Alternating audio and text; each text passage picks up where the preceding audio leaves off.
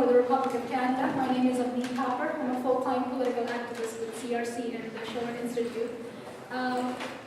This conference is very, it's a part of our daily mobilization every day against imperialism, against the empire, against the war, against the economic crisis, and everyday fight to present solutions. Because I'll give a very short introduction to set the tone, and then I'm going to get Dennis Speed to speak to all of us. But what you have right now in the world is a very desperate push for war. Not just regional conflicts, although they do play into that, but a desperate push for world war. And the reason for the war is something that has been unleashed specifically around the BRICS process. Brazil, Russia, India, China, South Africa process. With different projects, different programs like the AIIB, the Asian Infrastructure Investment Bank, the various projects like the New Silk Road, a commitment to make fusion commercially viable for these nations and for the rest of humanity. And so the idea with the BRICS process is not another free trade agreement deal like the TPP or NAFTA, but a more perfect Westphalian system of nations, of cultures coming together for the betterment of all of humanity. That is something right now which, when the empire watches that, which is the London Wall Street Empire, specifically the Anglo-Dutch British Empire, when they see that, they freak out.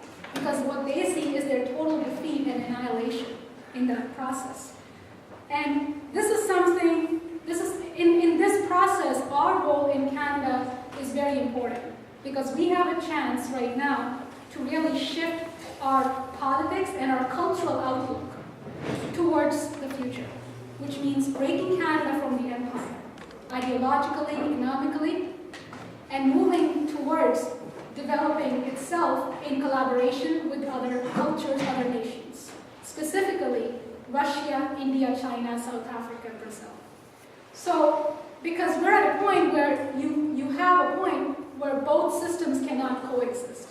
You have to have one system go extinct.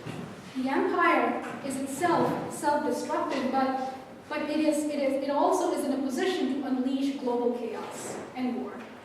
And what you have on the other side is the humanist system of BRICS, the humanist system of LaRouche and Helga Zepp LaRouche, which is not extinct yet, but it is also not fully functioning, especially in our culture here in the Western system, where the problem isn't that you have people dying in Syria or Palestine or Iraq. The problem is you have a population that's soul dead, that watches that and says, man, what can we do?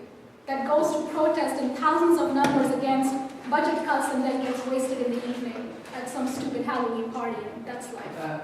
So we need to ideologically shift ourselves to be morally capable to take on leadership, which means to fall in love, like Helga LaRouche said, to fall in love with the potential that humanity has right now. In getting rid of the empire, in mobilizing the BRICS process to make it bigger than even what it is now.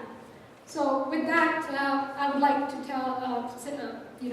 suggest to everybody to turn off their cell phones or put it on silent, and no drinks, no food allowed because of the conditions of the premises.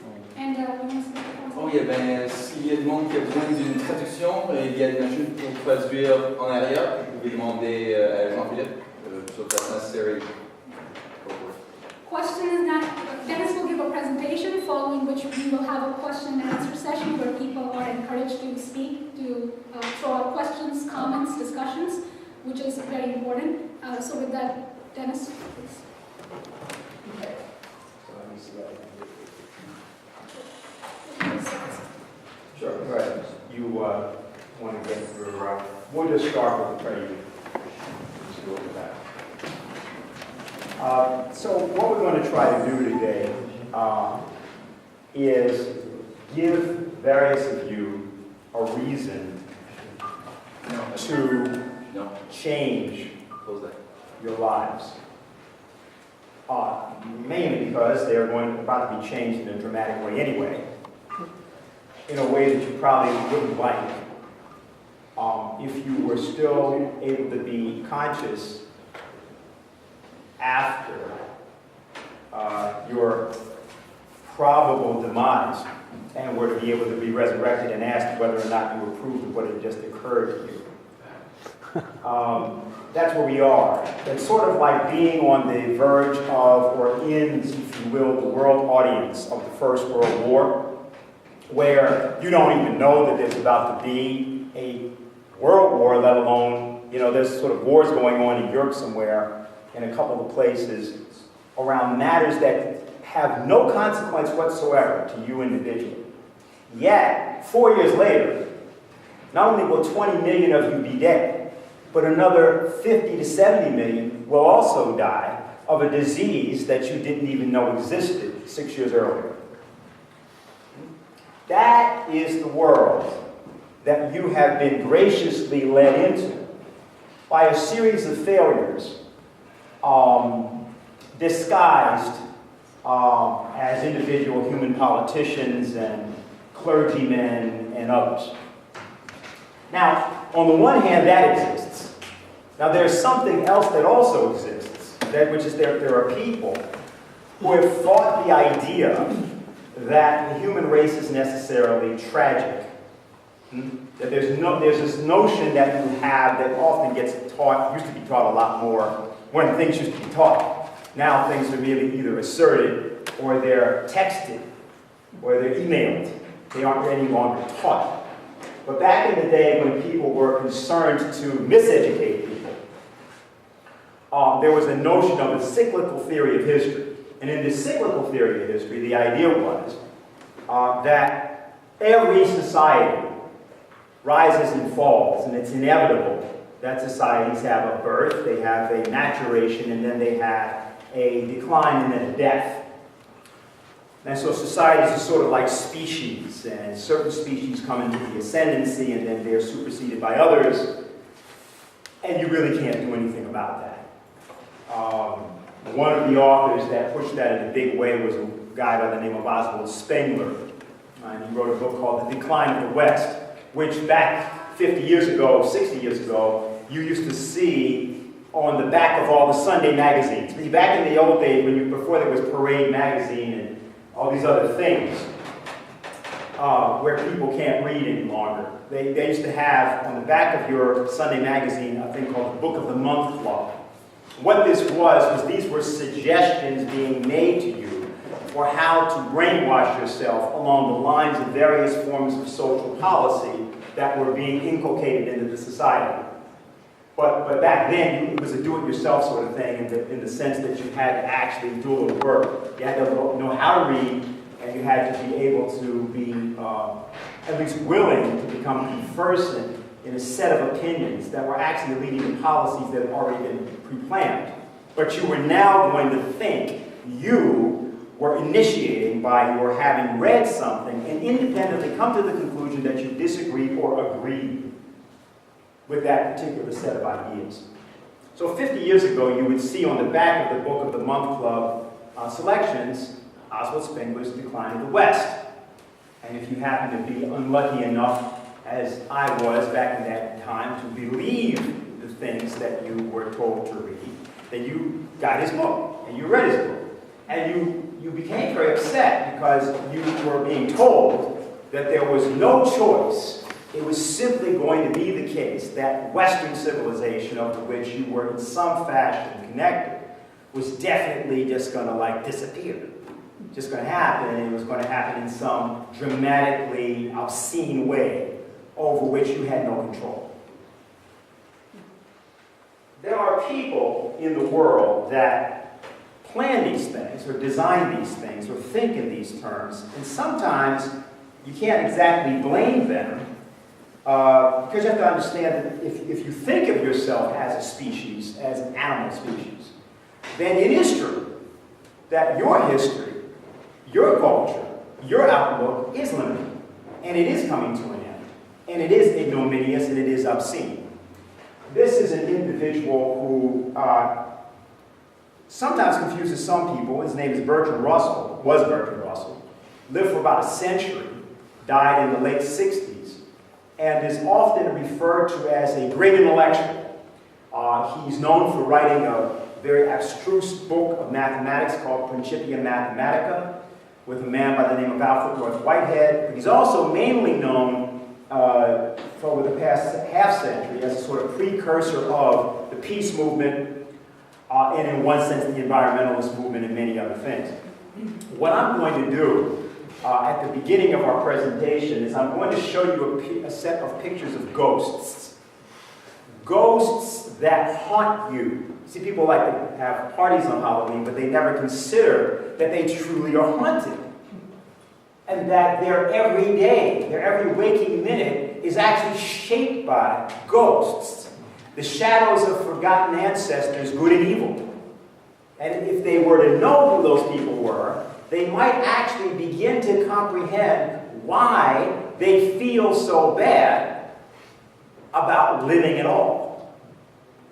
And I take this up because across the world, so to speak, in China, in India, also in Russia to some degree, and in some other countries, in Argentina also, people don't feel this way. People in those countries increasingly believe they have a sense of an optimism about the future.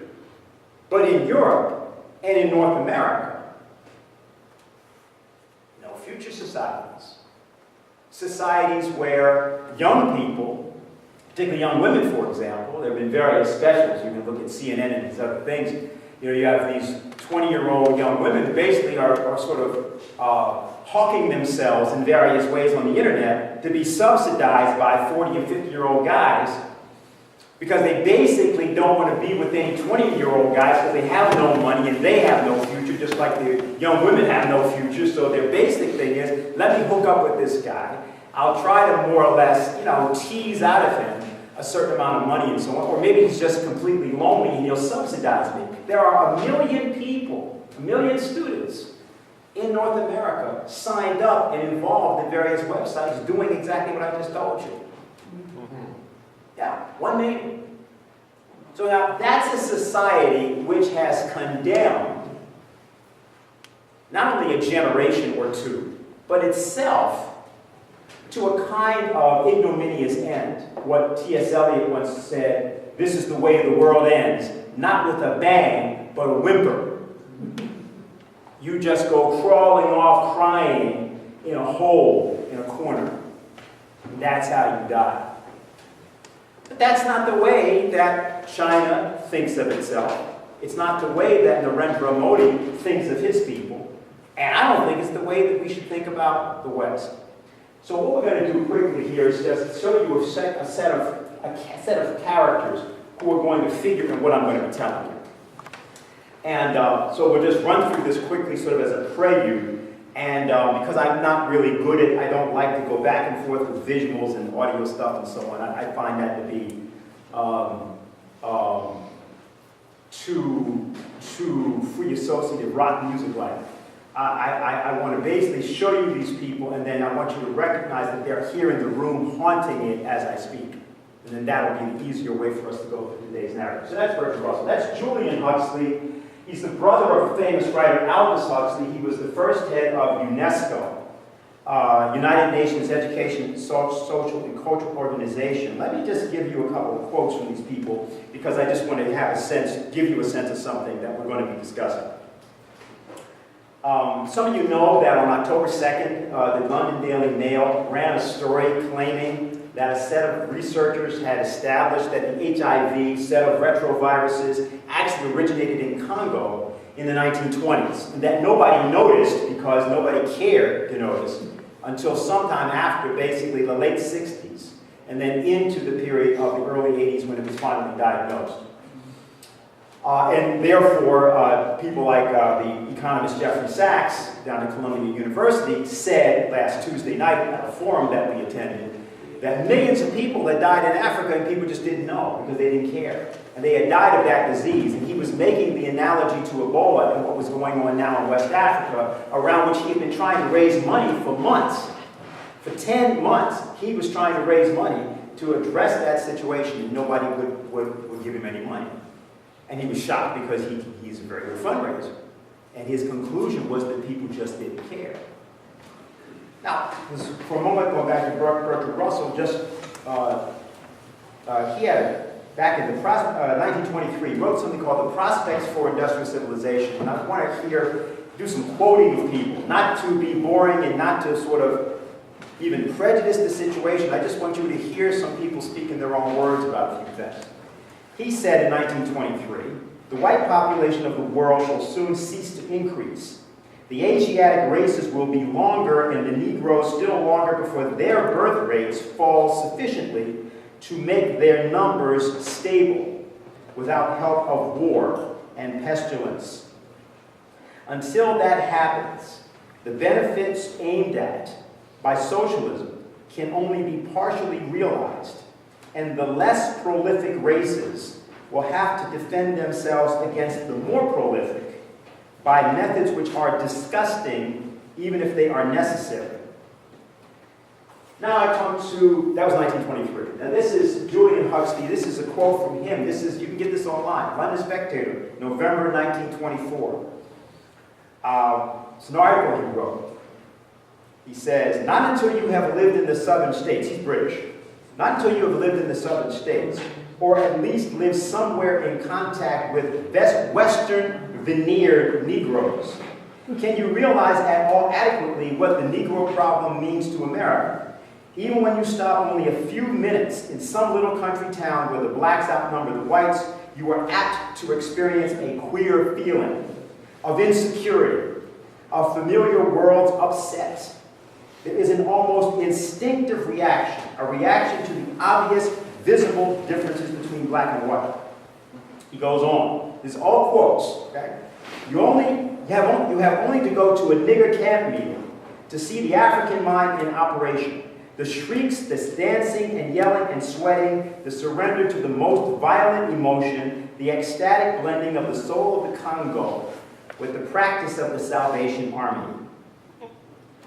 Goes on a little bit more. Although the matter is not wholly settled, most biological authorities, such as Davenport, I'll tell you that in a minute, believe that which we should a priori expect is actually true. Namely, that Mendelian recombination of the two sets of factors which cooperatively build up the well-adapted Negro and Caucasian types gives rise to all sorts of disharmonious organisms. To translate for you, that means sex between blacks and whites creates mongrels. Okay? Then there is the undoubted fact that by putting some of the white man's minds into the mulatto, you not only make him more capable and more ambitious, there are no well-authenticated cases of pure blacks rising to any eminence, but you increase his discontent and create an obvious injustice if you continue to treat him like any full-blooded African. The American Negro is making trouble because of the American white blood that is in him. Okay, let's go to the next one. Now that's his brother, Aldous Huxley. Now a lot of people like Aldous Huxley, see, because Aldous Huxley liked psychedelics. And he became sort of famous in the 1960s because of his writing in the 1950s of The Doors of Perception. Then he became famous by the 60s. The Doors of Perception is the essay on psychedelics, LSD, that was the inspiration for the famous rock group The Doors. And so people look upon Huxley favorably. I don't. He gave an interview in 1958, and I want to refer to that. He gave the interview to an interviewer by the name of Mike Wallace, now deceased, used to be very famous back on CBS. Here's what he said. He said, Aldous Huxley is a man of letters as disturbing as he is distinguished. Born in England, now a resident of California, Mr. Huxley just finished a series of essays called Enemies of Freedom, in which he outlines and defines some of the threats to our freedom in the United States. So Mr. Huxley, right off the bat, let me ask you, who and what are the enemies of freedom here in the United States? So Huxley now responds. He says, I should say that there are two main impersonal forces. First of all, the first of them is not exceedingly important in the United States at the present time, though it is very important in other countries. This is the force which in general can be called overpopulation, the mounting pressure of populations pressing upon existing resources. And then he says, this is an extraordinary thing. Something is happening which has never happened before in the world's history. I mean, let's just take a simple fact that between the time of the birth of Christ and the landing of the Mayflower, 1620, so it's 1620 years, the population of the earth doubled. It rose from 250 million to probably 500 million. Today, it would be 1958, the population of the earth is rising at such a rate that it will double in half a century. And then he says that totalitarianism will be the result of this. So now, what happens is that the interviewer is questioning him and asking him about this. And he says, well, ironically then, one of the greatest forces against communism in the world, the Catholic Church, according to your thesis, Mr. Huxley, would seem to be pushing us directly into the hands of the communists because they are against birth control. In other words, the Catholic Church is against birth control. Huxley is saying because of overpopulation, you're going to have totalitarian governments. Therefore, we must oppose population growth because if we don't, we're going to get communism. So he's talking to an American audience who's got to say something that they're likely to believe. So the interviewer is saying, wait a minute, and that would be to say that the Catholic Church really is supporting communism, which doesn't make sense to me. And so Huxley says, well, I think that this strange paradox probably is true. Now this is important if you look at the present Pope. And if you want to actually understand one of the major forces presently going, one of the major battles going on presently in the world, which is that the Catholic Church, on the part of certain individuals who will now appear on my screen, had been targeted from the period of the late 50s and early 60s as the major opponent force to be neutralized in order to allow for radical population reduction policy to become universalized policy. Now, it's interesting to think about this thing in the Congo, therefore, from that standpoint.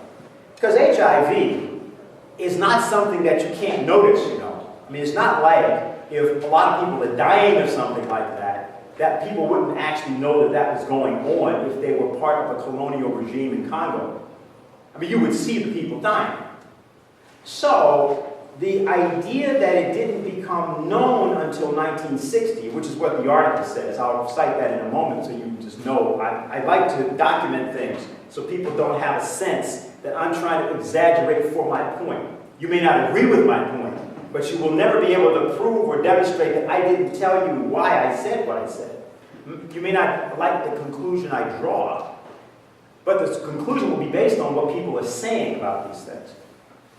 So the Catholic Church has always been a big force. I'd like to go to the next picture now. This character you probably don't know, and he's one of the most important people to your life. His name is George Bundy. George Bundy was the National Security Advisor to President John Kennedy. And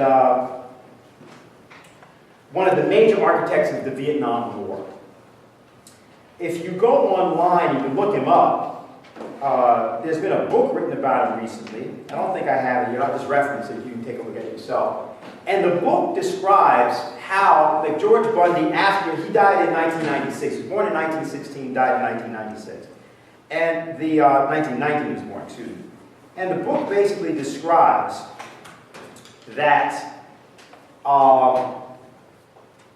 George Bundy had he thought of his policy toward the Vietnam War as being wrong, but he never really thought about the population consequences of it. Matter of fact, he at one point proposed during the war that the United States should commit a very large number of ground troops there. He said because it's better for us to lose the war by fighting the war with ground troops than to lose the war without fighting it with ground troops. Now, you try to figure that out. I mean, I'm still, that's Rumsfeldian to me, if you know what I mean, right? The unknown knowns and the knowns unknowns. Remember that Donald Rumsfeld back in the day of the 20 years ago with the war, they asked him about the Iraq war. That kind of logic, insane logic coming from these people. Now, why he's important, though, is that I want to cite something about what he did after he worked for Kennedy. he became the head of the Ford Foundation. The Ford Foundation is like one of these, well, there's a Rockefeller Foundation, Ford Foundation, Carnegie Mellon Foundation. And foundations are the way in which government policy is run through non-governmental organizations. It's the way in which you also recruit people who are not part of a government structure into the extended policy implementation of a government. And you finance them so that they do what you want them to do.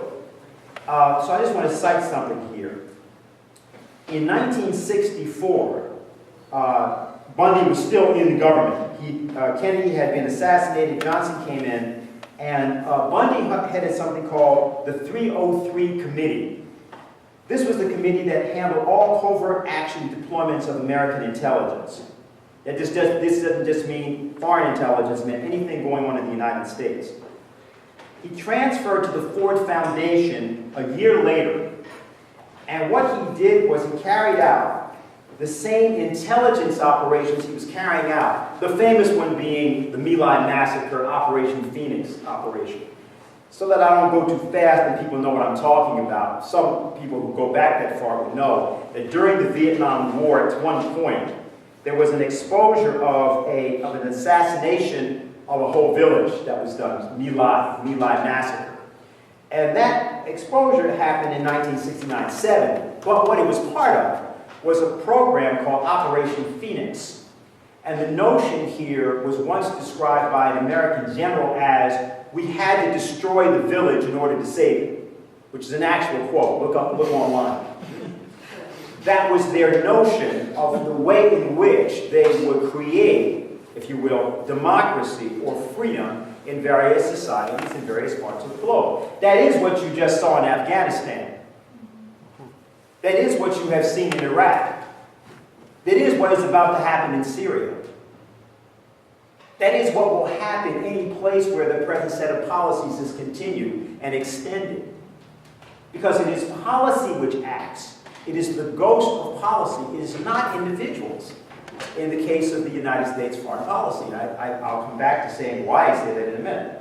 But I'm citing these various quotes to you about depopulation and so on for a reason. I will here go to, let's go past me, George Bundy for a minute. Henry Kissinger. Okay, everybody knew as soon as that face came up, that had it, shall we say, there was a cathexis from part of the audience, okay? So, of course, he's the one that everybody knows because of his association with Nixon. Johnson, yeah, but people have sort of an ambivalent view of Johnson. When Nixon comes in, it's obvious that you've got pure evil operating out of the American White House, and Henry Kissinger was sort of the face of that. He's supposed to poster boy for that. What he wrote, or he supervised the writing of a report in 1974. You can look at this online. National Security Study Memorandum 200. Implications of worldwide population growth for U.S. foreign and overseas interests.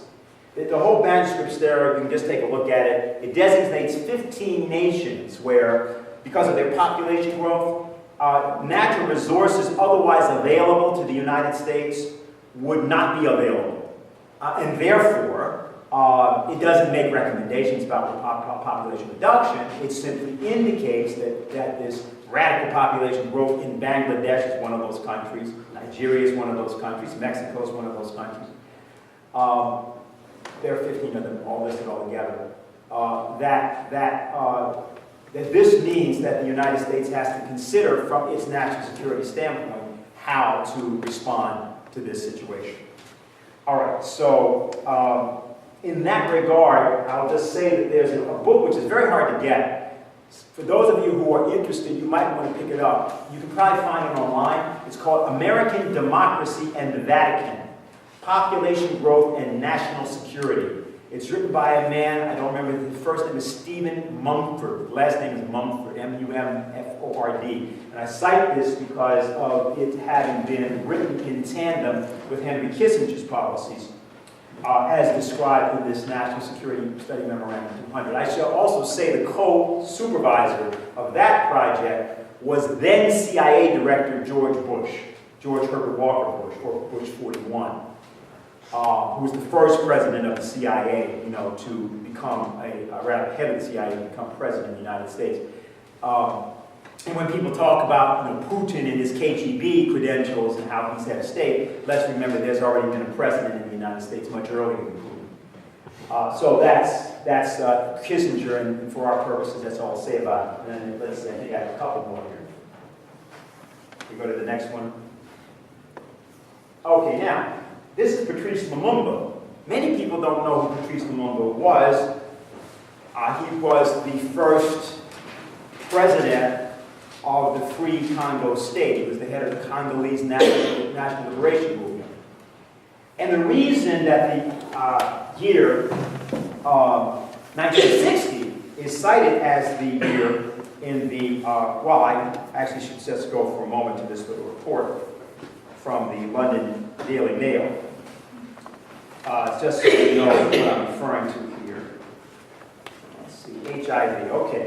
So if you go online, and you go to dailymail.uk, or Mail Online, you just put it in. HIV pandemic was caused by a perfect storm of factors in 1920s Kinshasa, scientists reveal.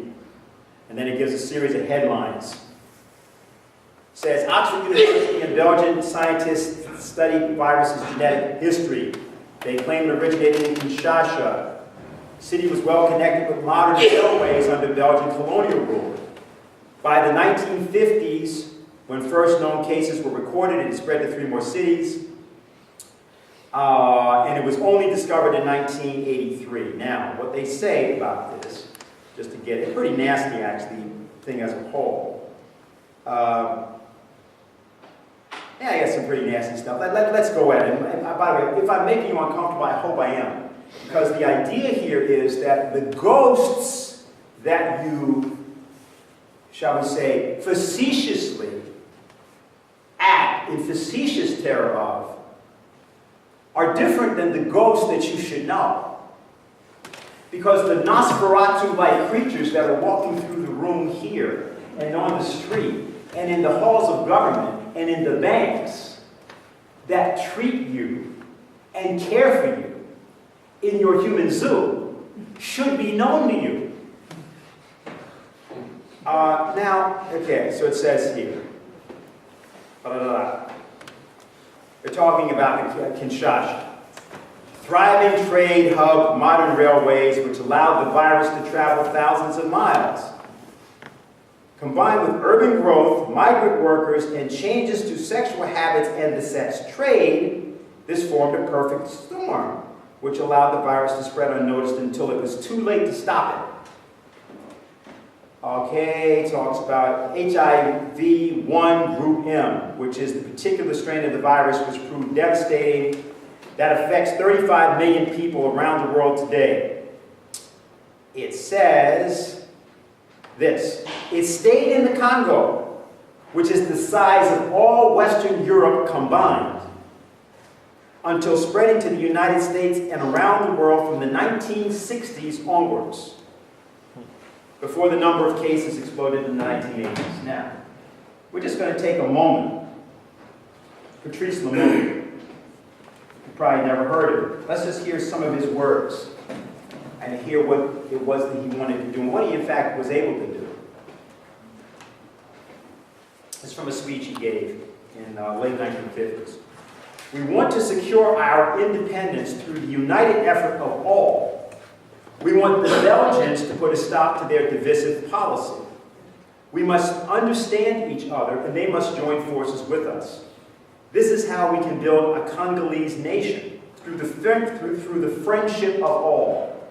I am in fact convinced and optimistic enough to believe that despite everything, despite the insults, the moves to intimidate us, the threats that have been made, we have chosen the path we will follow, and the sort of struggle we will wage, one that will continue to be nonviolent.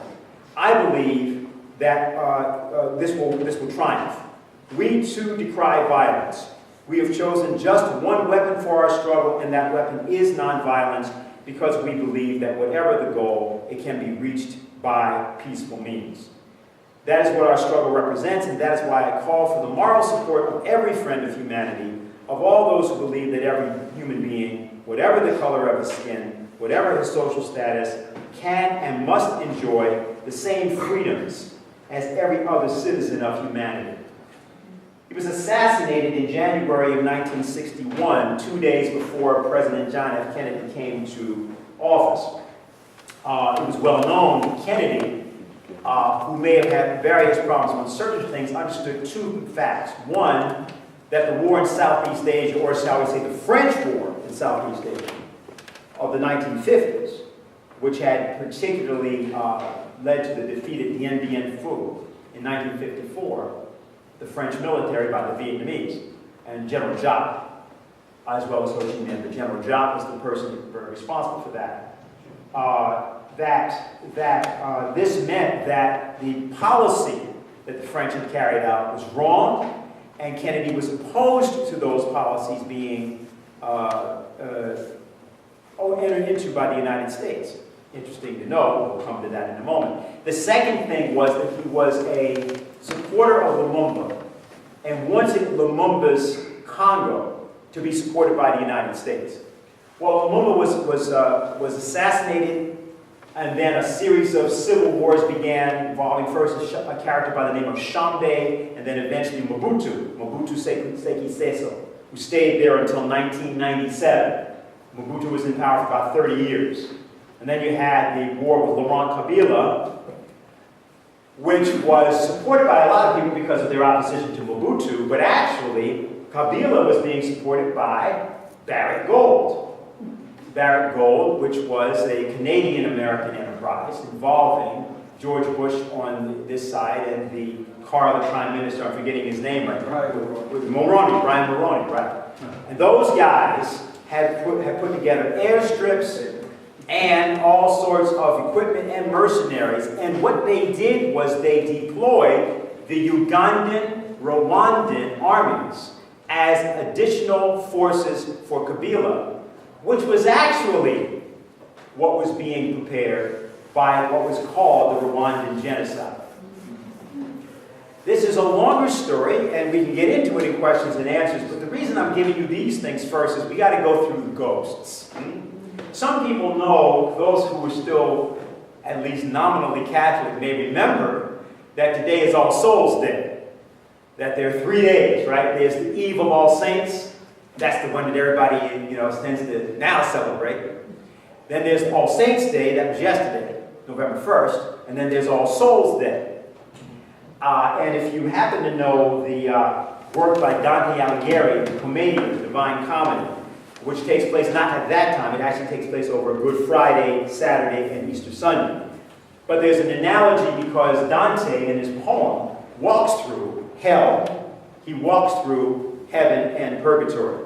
And All Souls Day, what All Souls Day is about is that all those people that didn't make it in heaven and who've been in various ways forced to do penance in purgatory. They're being purged of their sins. And there's various kinds of tortures and so on that they go through in purgatory.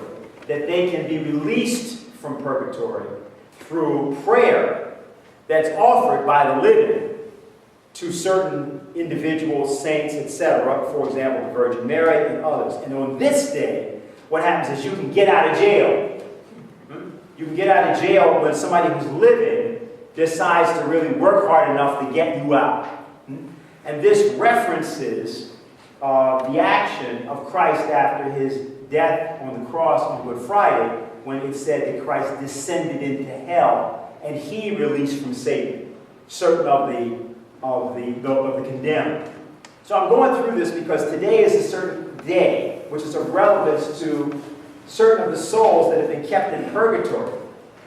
The purgatory of political inaction that you and I have participated in contemporary North America, that keeps all of these people from even being known, and they'll never again be known unless we resurrect. Let's go to the next picture, please.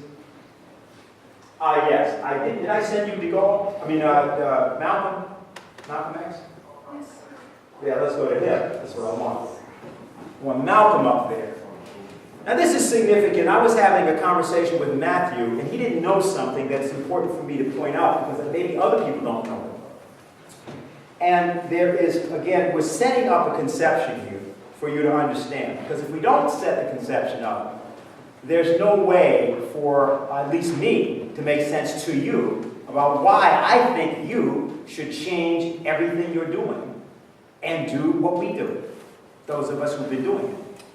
Malcolm X was born in 1926, I believe, and was killed in February of 1965 at the Audubon Ballroom in Harlem, just on 165th Street and Broadway.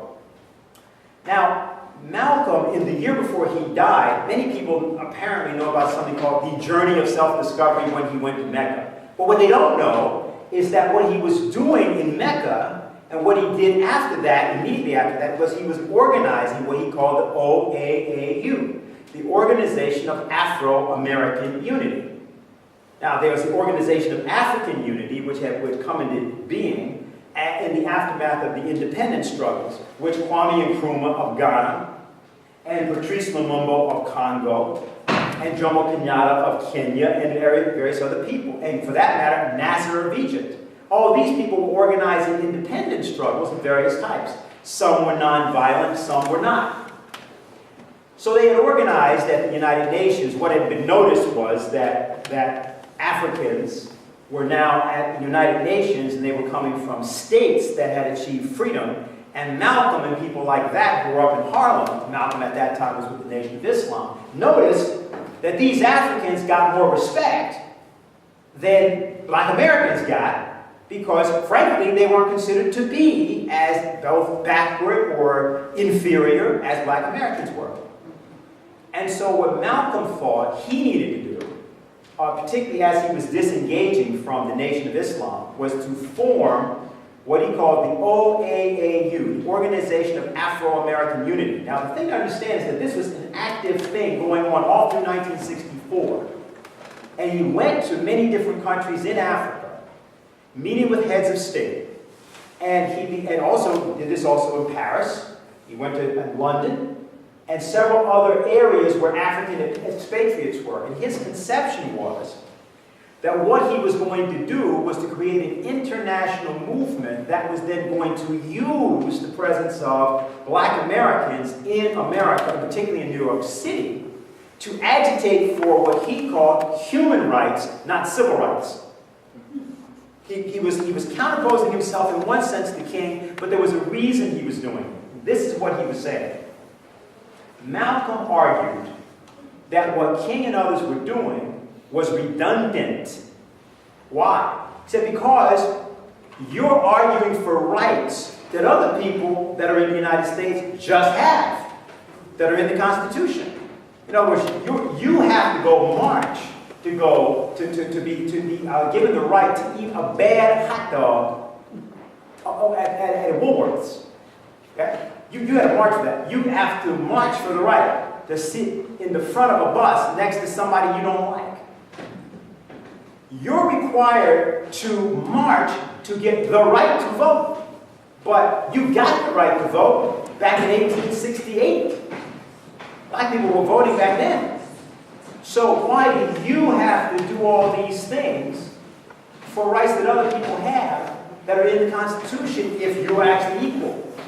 You must not be equal. That must be why you're doing it. Now, on the other hand, if you were saying to me that you were campaigning for human rights, and there was a movement for that, and we had some kind of analogy or a system of connection, then I could organize for that. Now, so that was Malcolm. You see this thing: a man who stands for nothing will fall for anything. Important for you guys, important for everybody, important for me. If you don't stand for anything, you will fall for anything. That's how it works. There is no such thing as freedom bequeathed to anybody. Anybody who tells you you're born free is a liar. There is no such thing. Nobody here was born free.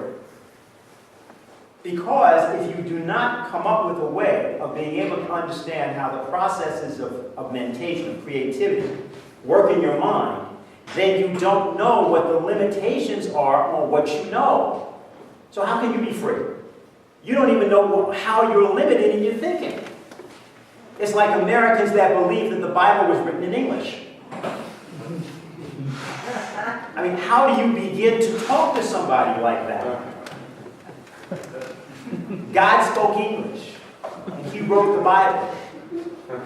You know, there is no way to communicate an idea to someone who's starting from that premise.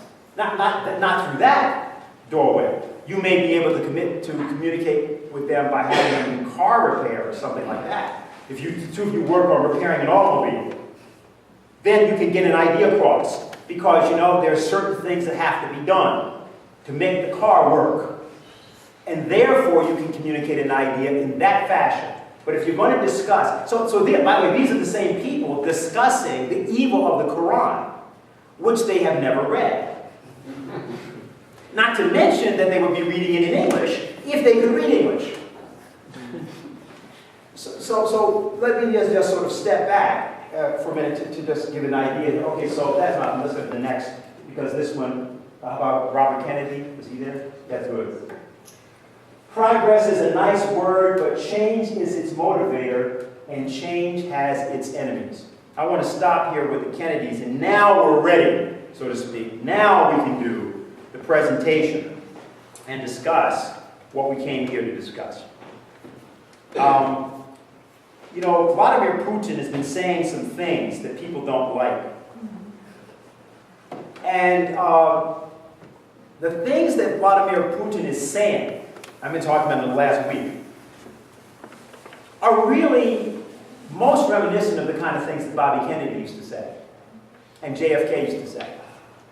But you can't hear them from an American president today because there hasn't been an American president, actually, of any type since Bill Clinton, of any type. And there hasn't been a real American president since JFK. There simply hasn't been anybody in the White House since November 22nd, 1963, that has been free and capable of utilizing the powers of the American presidency, except for a couple of occasions, which I'll reference as exceptions. Those exceptions have been important, but the actual presiding over the American presidency ended in November of 1963. Here is why I cite the Kennedys in particular, and Bobby Kennedy. He was killed in June of 1968. He was killed 2 months after Martin Luther King was killed, on April 4th of 1968. And his brother had been killed just under 5 years earlier than that. So to understand the United States and the present-day United States, it's impossible to get at it unless you understand the ghost of the Kennedy brothers. Because it's that ghost of what they did and what they were prevented from doing, which is the proper referent that, for example, people like Vladimir Putin are taking when they talk about today's United States. Here I want to cite to you something that Putin has said. This is only a few days ago. This was in a place called Valdai. It was actually on last Saturday, on October 25th. And I want you to hear what he's saying because it may cause you some concern, hopefully. This is what he has to say about the United States and about foreign policy. This is last Saturday. Let's ask ourselves how comfortable we are, how safe we are, how happy we are living in this world, and how fair and rational has it become. Maybe we have no real reasons to worry, to argue and ask proper questions. Maybe the United States' exceptional position and the way they are carrying out their leadership really is a blessing for us all. And their meddling in events all around the world is bringing peace, prosperity, progress, growth, and democracy. And we should maybe just relax and enjoy it all. Let me say that this is not the case. Absolutely not the case. A unilateral diktat in imposing one's own models produces the opposite result. Instead of settling conflicts, it leads to their escalation. Instead of sovereign and stable states, we see the growing spread of chaos. And instead of democracy, there is support for a very dubious public, ranging from open neo-fascists to Islamic radicals. Why do they support such people? They do this because they decide to use them as instruments along the way in achieving their goals, but then burn their fingers and recoil. I never cease to be amazed by the way that our partners just keep stepping on the same rake, as we say here in Russia. That is to say, they make the same mistake over and over. They once sponsored Islamic extremist movements to fight the Soviet Union. Talking about 1979, 80, 81. The fiercely independent Afghan freedom fighters, for those of you who never heard that phrase. Otherwise, you look at the Rambo 5, is that the one where he goes to Afghanistan? Yeah, look at the Rambo, find Sylvester Stallone, he'll tell you all about it, he'll give you the picture. For those that don't like reading. Sylvester Stallone is the only actor I know that has a stuntman just to perform his lines.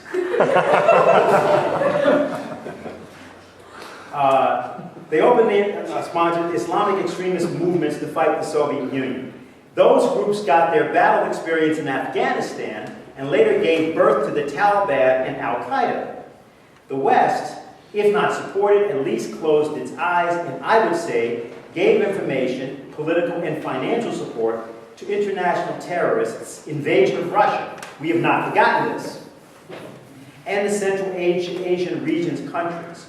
Only after horrific terrorist attacks were committed on U.S. soil itself did the United States wake up to the common threat of terrorism.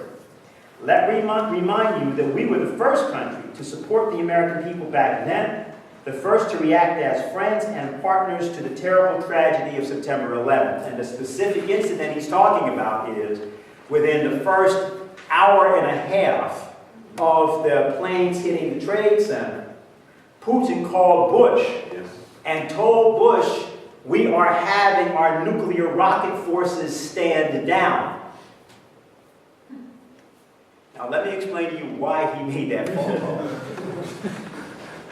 Because under normal circumstances, if something like that happened in the United States, it is the responsibility of the nuclear rocket forces of Russia to blow up the United States. Huh? Yeah, understand that. If something like that happens, that constitutes either, because the Russians knew they hadn't done it. So the question is, well, who else has the capability to do this? They recognized immediately that only a multi-task government force could have carried out what occurred on 9/11 on American soil. There is zero possibility that either a combination of governments or the United States government itself or sections of the United States government would have had to have carried that out. And since Putin was head of KGB particularly, he particularly knows this. So their responsibility under normal circumstances is just to wipe you out, so to speak. That's what they're supposed to do. I have an associate, and we'll call him Victor. And Victor came to a conference we did in March of last year. And he's from Russia. And Victor has been in the United States for 35 years. And Victor said he came to the conference to deliver a message to the conference. He was not an official speaker at the conference. He would not be an official speaker. But he explained to me that his contacts don't operate at the level of the KGB. They're at a level beyond that. And that for 30 years he had had a task, one task, and that was to continually brief different generations of intelligence officers from the United States and from England and from Israel and other places on one simple reality. That the military policy of Russia under circumstances of anybody attempting to provoke any form of conflict on the border of Russia, is full launch of all thermonuclear weapons instantly. Now he explains further, Victor does, and he said this in his statement, that he knows, and they know, that means that the United States will retaliate immediately. And he said, and we further know that what that means is that you're going to have a cloud of radioactive dust, cesium cloud, rise 150 miles off the surface of the Earth. And it will surround the Earth, and it will stay there. And everything on the Earth, with the exception of certain plankton and other things, underneath the Antarctic, will be obliterated. He said, now my problem is that I have noticed that over the past 30 years, the people that I brief are less and less intelligent. He said whether it is Israeli intelligence, British intelligence, whoever it is. So I want to come to your conference because I'm aware of what you did in 1983. What he means is that Lyndon LaRouche, of the LaRouche Political Action League and so on, negotiated with the Russians for 3 years on a policy on behalf of the Reagan administration. And Vladimir knows this, other people know this, and this is sort of, it never gets admitted by the American government, but it's a well-known fact to people who need to know. And so the concern is that you have radical or rampant insanity, essentially, particularly in the White House. Particularly a person like Obama, and that's another issue, but in one sense it has to be brought up here, because that's a true problem. I don't know if there are many people here who go back to or would even have a chance of having seen something called Mad Magazine, but as a character, Alfred E. Newman was sort of the emblem, the metaphor, and the reason for this magazine was the magazine was created because of mutual and assured destruction. That's why it was called Mad Magazine. And the character, Alfred E. Newman, always wears this button. And he's basically a dork. He's basically an idiot. The face is the face of an idiot. And the button always says, what? Me worried? And that is the face of lunacy that we presently have staring at us in various forms out of the windows of the Oval Office. You may not like that, but you better know it. And that's what the problem is that a lot of people are having that are doing briefings, that are trying to get through to Washington, is that what's coming back to them is something that they keep trying to figure out. Whereas certain of us are trying to say to them, never underestimate the factor of insanity in politics. It's one of the most obvious and it's one of the most frequently encountered factors in political history. Just go through it. Whether you talk about George III of England, or you want to talk about people like Nero and Caligula in Rome, or Ludwig II of Bavaria, at the time of, the 19th century. You just go through it. Nuts have generally found their way rather easily to the corridors of power, and often the levers of power. Much of the time that's because so-called normal people have just decided they have nothing to do with self-government. They don't believe in it, they don't believe they have access to it. Sometimes that's true. But in any case, they're not related to the process. And so what happens is that they are ruled by the lunacy of their own inaction. People are governed by the lunacy of their own inaction. But then that has to be embodied.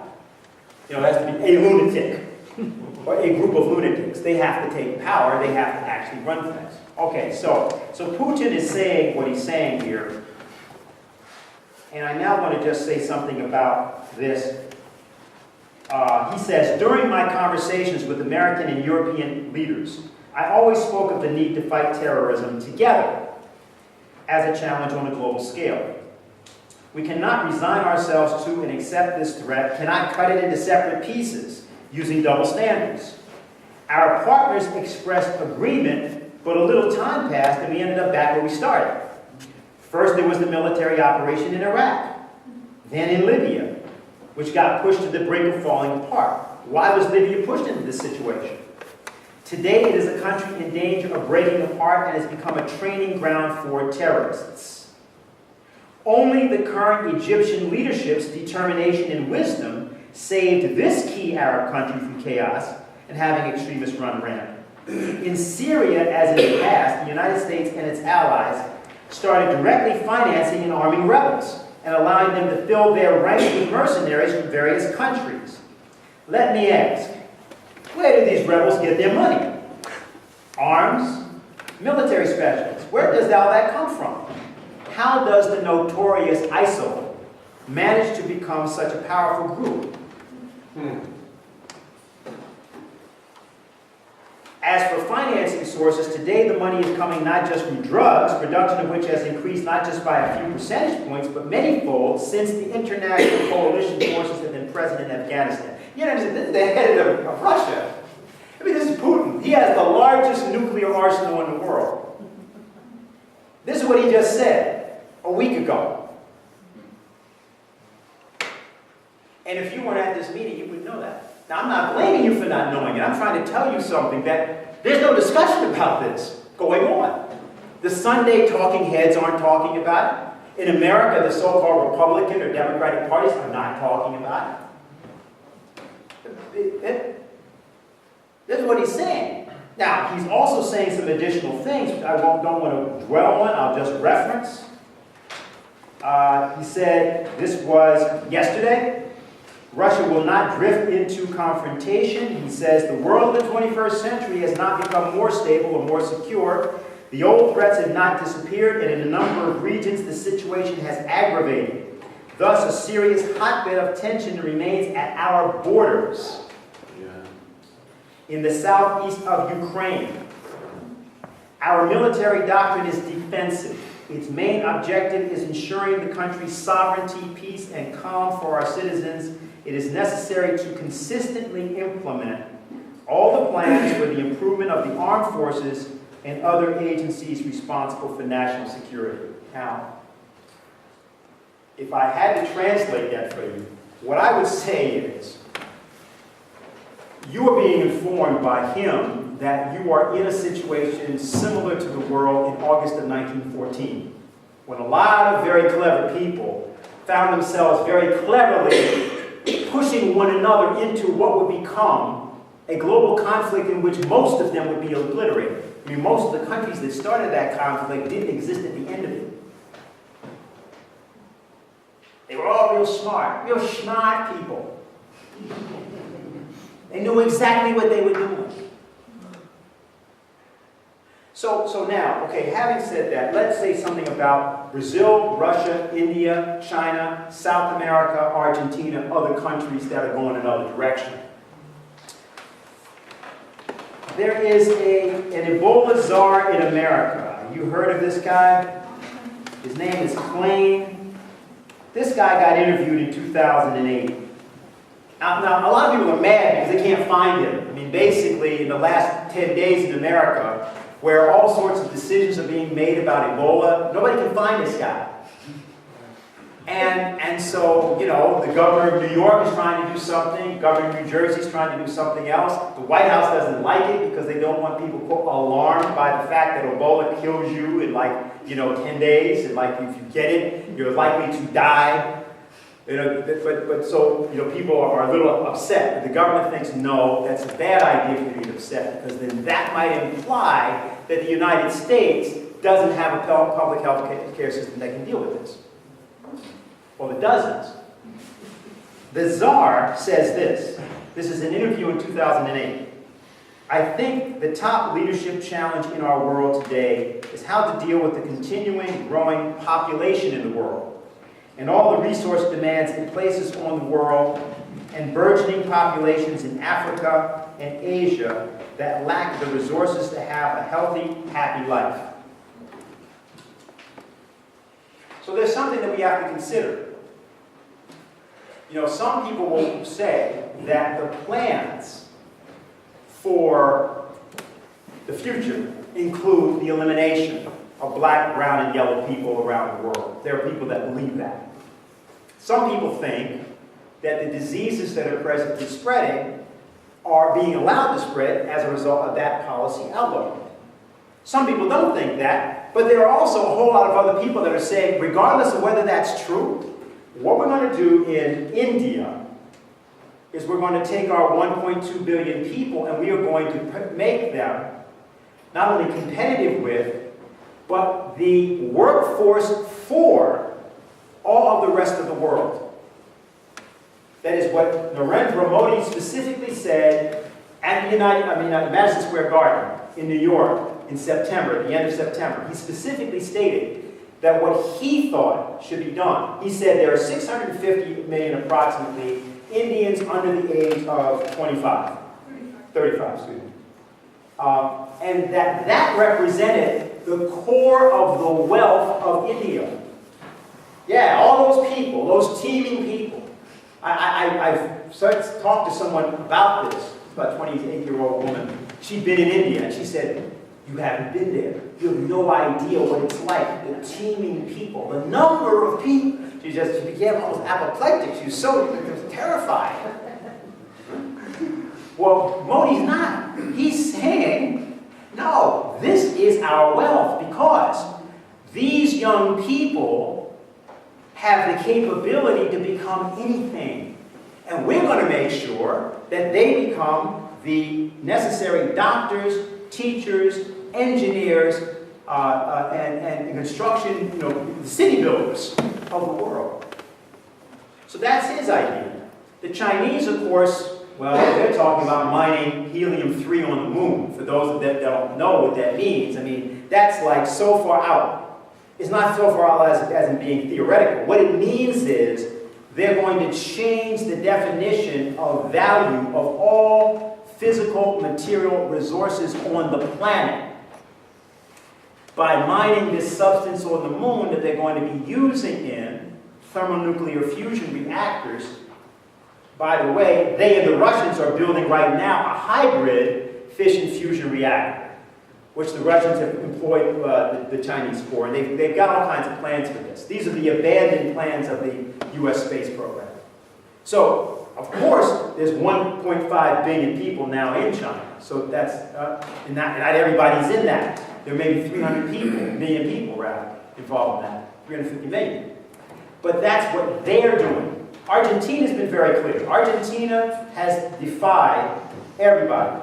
They defied the IMF. They defied the United States Federal Reserve. They've said that they are going to simply pay the debt that they believe they owe. And they have the sovereign right to do so. Now, a judge in New York tried to say to them, no, that's not right. You've got to pay various American companies that are demanding 1,610% profit. These hedge funds, basically, who bought, this bad paper, and then they wanted to get the full value. So they went to court, and the judge ruled in favor of the banks. And Argentina just said, well, you know what? I mean, we aren't like the United States, so it doesn't mean anything. We're not doing it. And so what has happened is, and that's why Christina Kirchner said, if I'm assassinated, look north. So see, what is happening, and what I'm trying to suggest to you in terms of the picture, when we come back to this statement, progress is a nice word, but change is its motivator, and change has its enemies. Well, Robert Kennedy knew. When he decided to run for president, he told his father had had a stroke. His father couldn't talk. Joe. And Joe was in a wheelchair. And when Robert told his father he was going to run for president, Joe just turned to the wall. Just turned the wheelchair around to the wall. And Robert said to his father, "It'll be all right, Dad." See, we have to understand that with that said, there's another way to look at this. Malcolm X, in an interview once, was asked the question, what is the price of freedom? His answer was, well, the price of freedom is death. Now, you know, he didn't mean you have to die to be free. He meant that unless you're willing to die, you'll never be free. I mean, and by the way, I mean, that's sort of, I don't know, that everybody that's ever fought for this seems to know that. So this isn't some extraordinary idea. The problem comes in, though, when a state or an authority has not encouraged people to die. See, people really seem to not have a big problem with that. You get armies, and millions of people get in them, and they have rallies and all sort of thing, and they talk about the great thing. But when individuals who are moved by a principle of action on their own, when they seek to stand up, then there's this apparently some very great censure that comes into motion. Some great obstacle seems to be in their way. Ostracism is a lot of it. Huh? The social pressure to conform is a lot of it. Because after all, a mass army in a state, everybody is going, right? So therefore, if everybody joins, we're all joining together. We're all doing this together. But what if the price of freedom is the knowledge that what you're doing, which is right, may not be recognized by the society as a whole? Do you do it then? Is it different? And is it different where if it's recognized by a lot of people in another part of the world, but where you are, nobody does recognize it? They, as a matter of fact, hate people don't like you for it. Now, I'm not suggesting to you that it's necessarily that bad in North America, but I am saying to you that there's a kind of choice that I believe is before us all, and this is a good day to talk about it. The idea of changing oneself. I want to refer, just close with this. There's a dialogue written by St. Augustine. You know, it's an interesting person to talk about. I bring him up not because it's Sunday, but it happens to be Sunday, therefore we'll take the occasion, even though we're in a secular institution, to talk about, well, we'll talk about Augustine before he had just become converted to Catholicism, okay? So he wasn't really anything. He wasn't a bishop, he wasn't an official, you know, and he basically, his mother had been after him, nagging him for years, and finally he converted. But his thing was that, wait a minute, you know, I can't really, though, get other people to do what I did if it's based on the doctrine of the religion, because first of all, I don't really know it that well, and second of all, that's just the question of belief. How would people know that what I'm talking about is true? Now, if I just tell you that I believe God is this way or that way, you should follow these rules, but how do you get to that? So he said, okay, you can't do it that way. So he has this idea, and listen to how he does this. It's in a dialogue. He's talking to a young man and they're going back and forth. He says, oh, well, you know what numbers are? The young man says, yes. He says, and you know what geometry, you know something about shapes and figures. And the young man says, yes. He says, okay, well, have you ever seen a circle? Yeah. And you know there's a line drawn through the center of the circle. Or we would say there is if you can fold the circle on itself and you get what people call the diameter. The line through the center, yes. So Augustine says this, he says, now if you make any other segment, it is any other fold or line drawn on this surface, it's going to be shorter than the one that goes through the center. Well, he says, yeah, makes sense. He says, and you could divide that circle, if the circle were big enough, you could just like keep dividing it and you could make a whole lot of smaller segments, right? And they would be different in magnitude, each one, than the other, because as they go toward the center, they get bigger, and as they go away from the center, they get smaller. He says, yeah. So Augustine says, now, so that means that if that circle could be as large as we could imagine, If we can imagine an infinite circle that was infinitely large, then you can make an infinite number of small lines, or smaller than the one that goes through the center.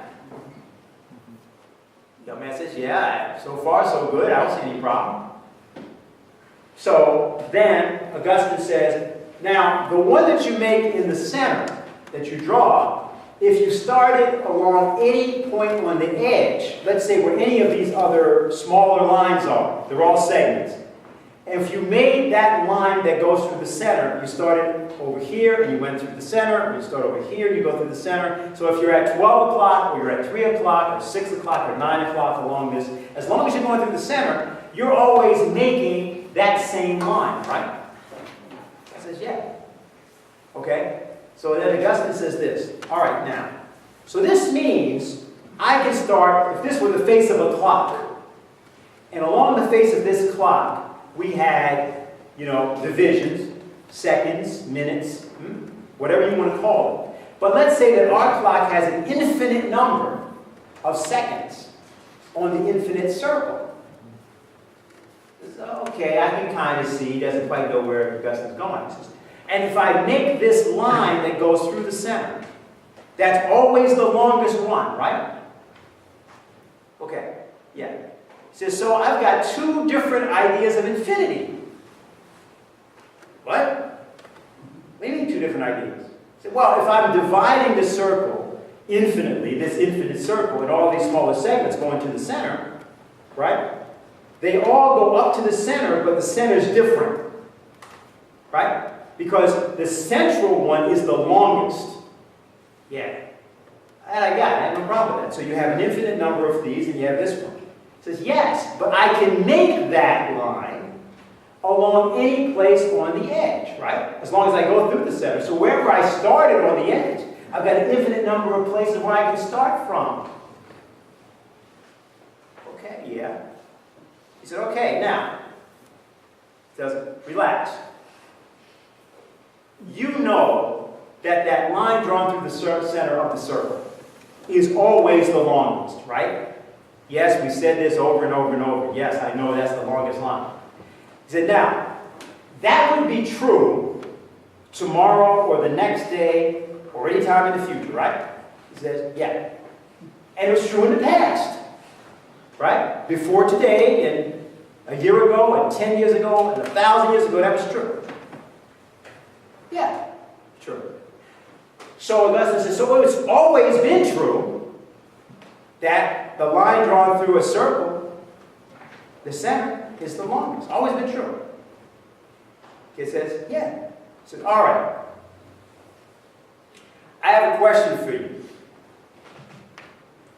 That idea about that circle is contained in your mind, right? I mean, you have no problem thinking about that idea. Young man says, yeah, I can think. I'm thinking. We're talking about it. I must be thinking about it. Okay? So, your mind contains that idea. Yeah. But that idea is eternally true. He says, yeah, I guess so. It's always going to be true. Always was true. Then Augustine says, okay, let me ask you a question. You ever see water inside of a glass? Yeah. So the water inside of the glass is contained in the glass, right? Yeah. So the container surrounds the water in the glass. Yeah. Well, if this idea, which is eternal, is inside of your mind, which is bigger, your mind or the idea?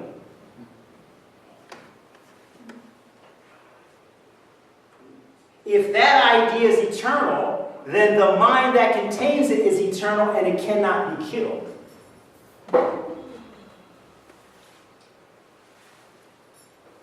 Necessarily immortal.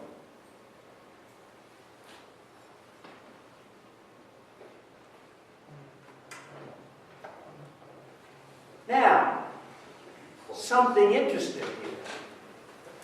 People are not animals. Why? Yeah, but animals also have consciousness. I mean, you know, if you ever see a cat or a dog, if you ever have one, they can be super conscious. Matter of fact, they have senses of humor. Matter of fact, they often try to train you to do things. So, you know, that's...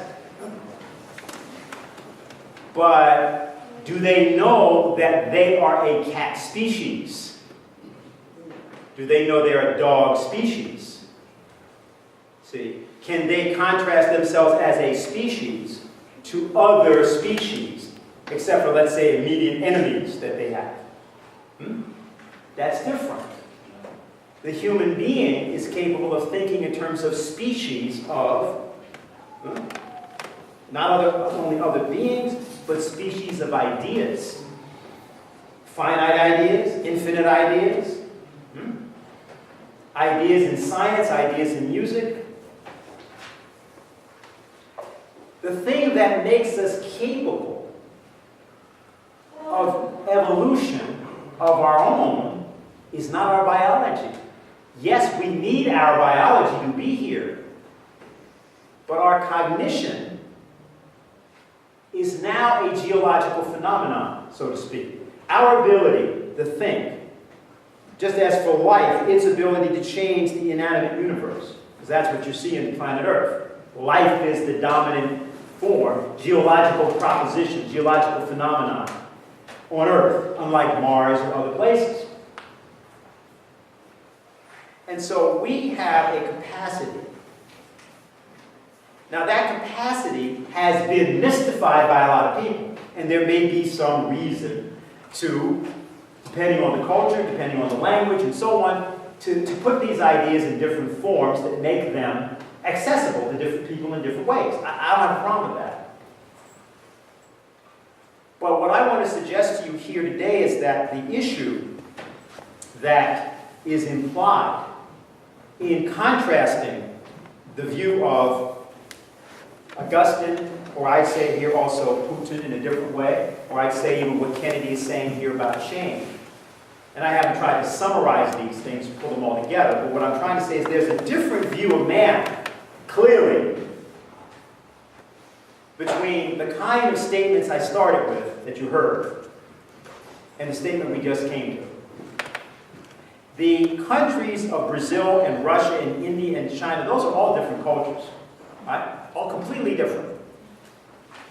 But they're all in agreement on something that used to be called the idea of progress. You know, we used to call that, Americans used to have this idea of progress. So this idea of progress, I would submit to you, is the battleground, if you want to put it that way, for the decision as to whether or not the human race today is going to have the capability to supersede what appears to be its fate. To supersede that cyclical view of history we started with, which is only going to condemn us if we behave as animals will behave. That is, they have limited notions of their world. They have limited capability to act within that world.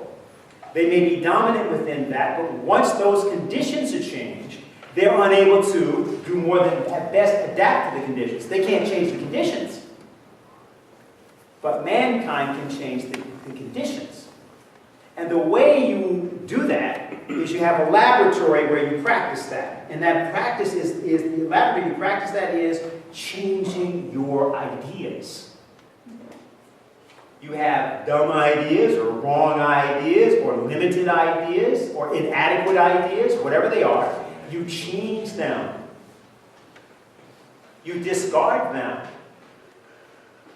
And you come by a new species of thought. And that species of thought is as real as biological species. And it's getting that across, that idea across, to the human race that has to be the task of regular people. Because I'll tell you right now, no government, except maybe the Chinese right now, who are sort of doing something from a Confucianist standpoint. They have a kind of conception. There's something in India emerging like that. There's these people who are going back to the ancient cultures And they're trying to say, let's go with these values that are congruent with our idea of human civilization. So I don't want you to have the idea, the conclusion here, that I believe that there's any great need for pessimism. I'm saying the opposite. I'm saying that, in fact, what are called so-called normal people, the people without portfolio, the people with no credentials, it's there that the actual destiny, the positive destiny of human beings is actually going to be shaped. It's with you that that actually lies. Poet Schiller said, the dignity of man lies with you. Protect it. With you it sinks, and with you it will ascend. And that is really the world that I believe we have to insist be the world, rather than the world of the predefined, predetermined ghosts, the vampires that stalk the night of our inactions. So I hope that gave you at least some idea of why I think it's at least a useful proposition to consider, to change some things that you may have been doing or not doing in favor of doing some things worth doing with some other people around the world that have now embarked upon that. And I thank you for listening, and I hope you enjoy the rest of your All Souls Day.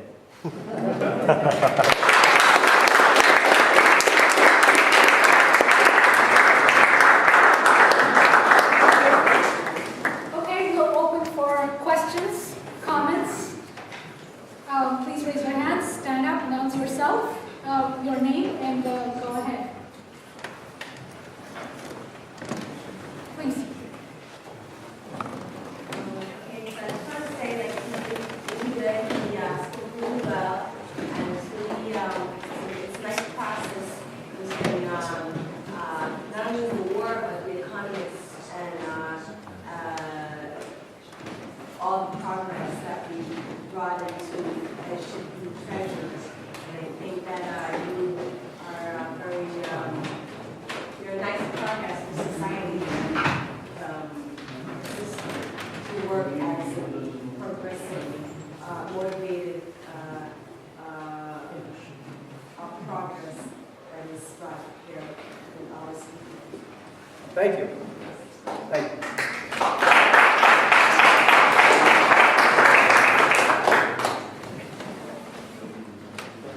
Yeah.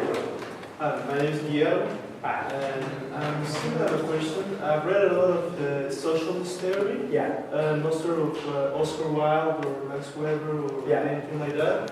Would the best scenario for society after some kind of, let's say, revolution or of taking of consciousness among the people, would the best scenario be a kind of socialist, equalitarian or libertarian society?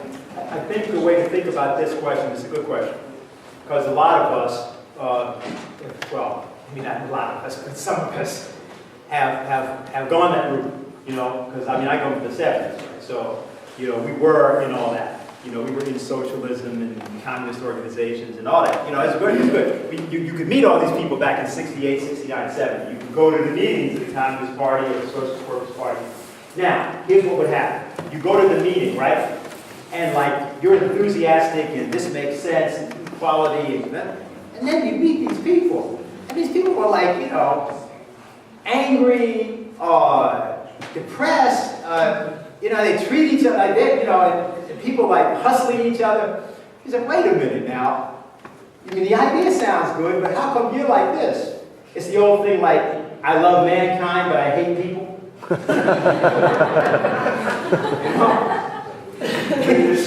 So like that doesn't work. What we need is a world where the idea is you take a principle of human creativity. I'll give you an example. People are complaining about China, saying it's communism. Come on, you're dealing. First of all, that was Mao, and that was Mao doing something. Mao Zedong doing something in the 1930s, similar to what Ho Chi Minh did. Ho Chi Minh was also, by the way, that's not his name. That's just a pseudonym. That's not even his name. And he used Marxism at a certain point. but he was a national liberation freedom fighter. And he thought the United States was going to help him at the end of the war. And there's a famous case, I don't know if I've told this story before, but in 1944, he almost got killed, and a bunch of secret agents from the United States, from the OSS, Office of Strategic Services, parachuted into Vietnam and saved his life, because he was working with the United States. So they were sitting around, they were actually drinking late at night, and one of the agents' name was Mitch Rebell, somebody that we met later, who he told us this story. And they're there, and Mitch loved bourbon. He would drink, too much of it actually. But anyway, he's sitting there drinking this. And so they start, what's going to happen after the war? So, she meant to be, communist and all this. So Mitch is saying, that's no good, Declaration of Independence, that's what you got to know. So he starts going to, we hold these truths to be self-evident and so forth. And basically, Ho Chi Minh recites the entire Declaration of Independence to him, to Mitch. On September 2nd, 1945, when they declared independence, that day, if you look at the document, it quotes, the first thing it quotes is, we hold these truths to be self-evident that all men are created equal. So that's Ho Chi Minh. One of the more embarrassing problems of contemporary American society is if you really wanted to celebrate one of the major patriots of American values of the past 60, or let's say the past 100 years, you need to actually celebrate Ho Chi Minh. This will never happen, but this is what should occur. So you asked me a question, and that's what I'm answering it this way for a reason. I talked about JFK, John F. Kennedy. Well, Kennedy was not a communist.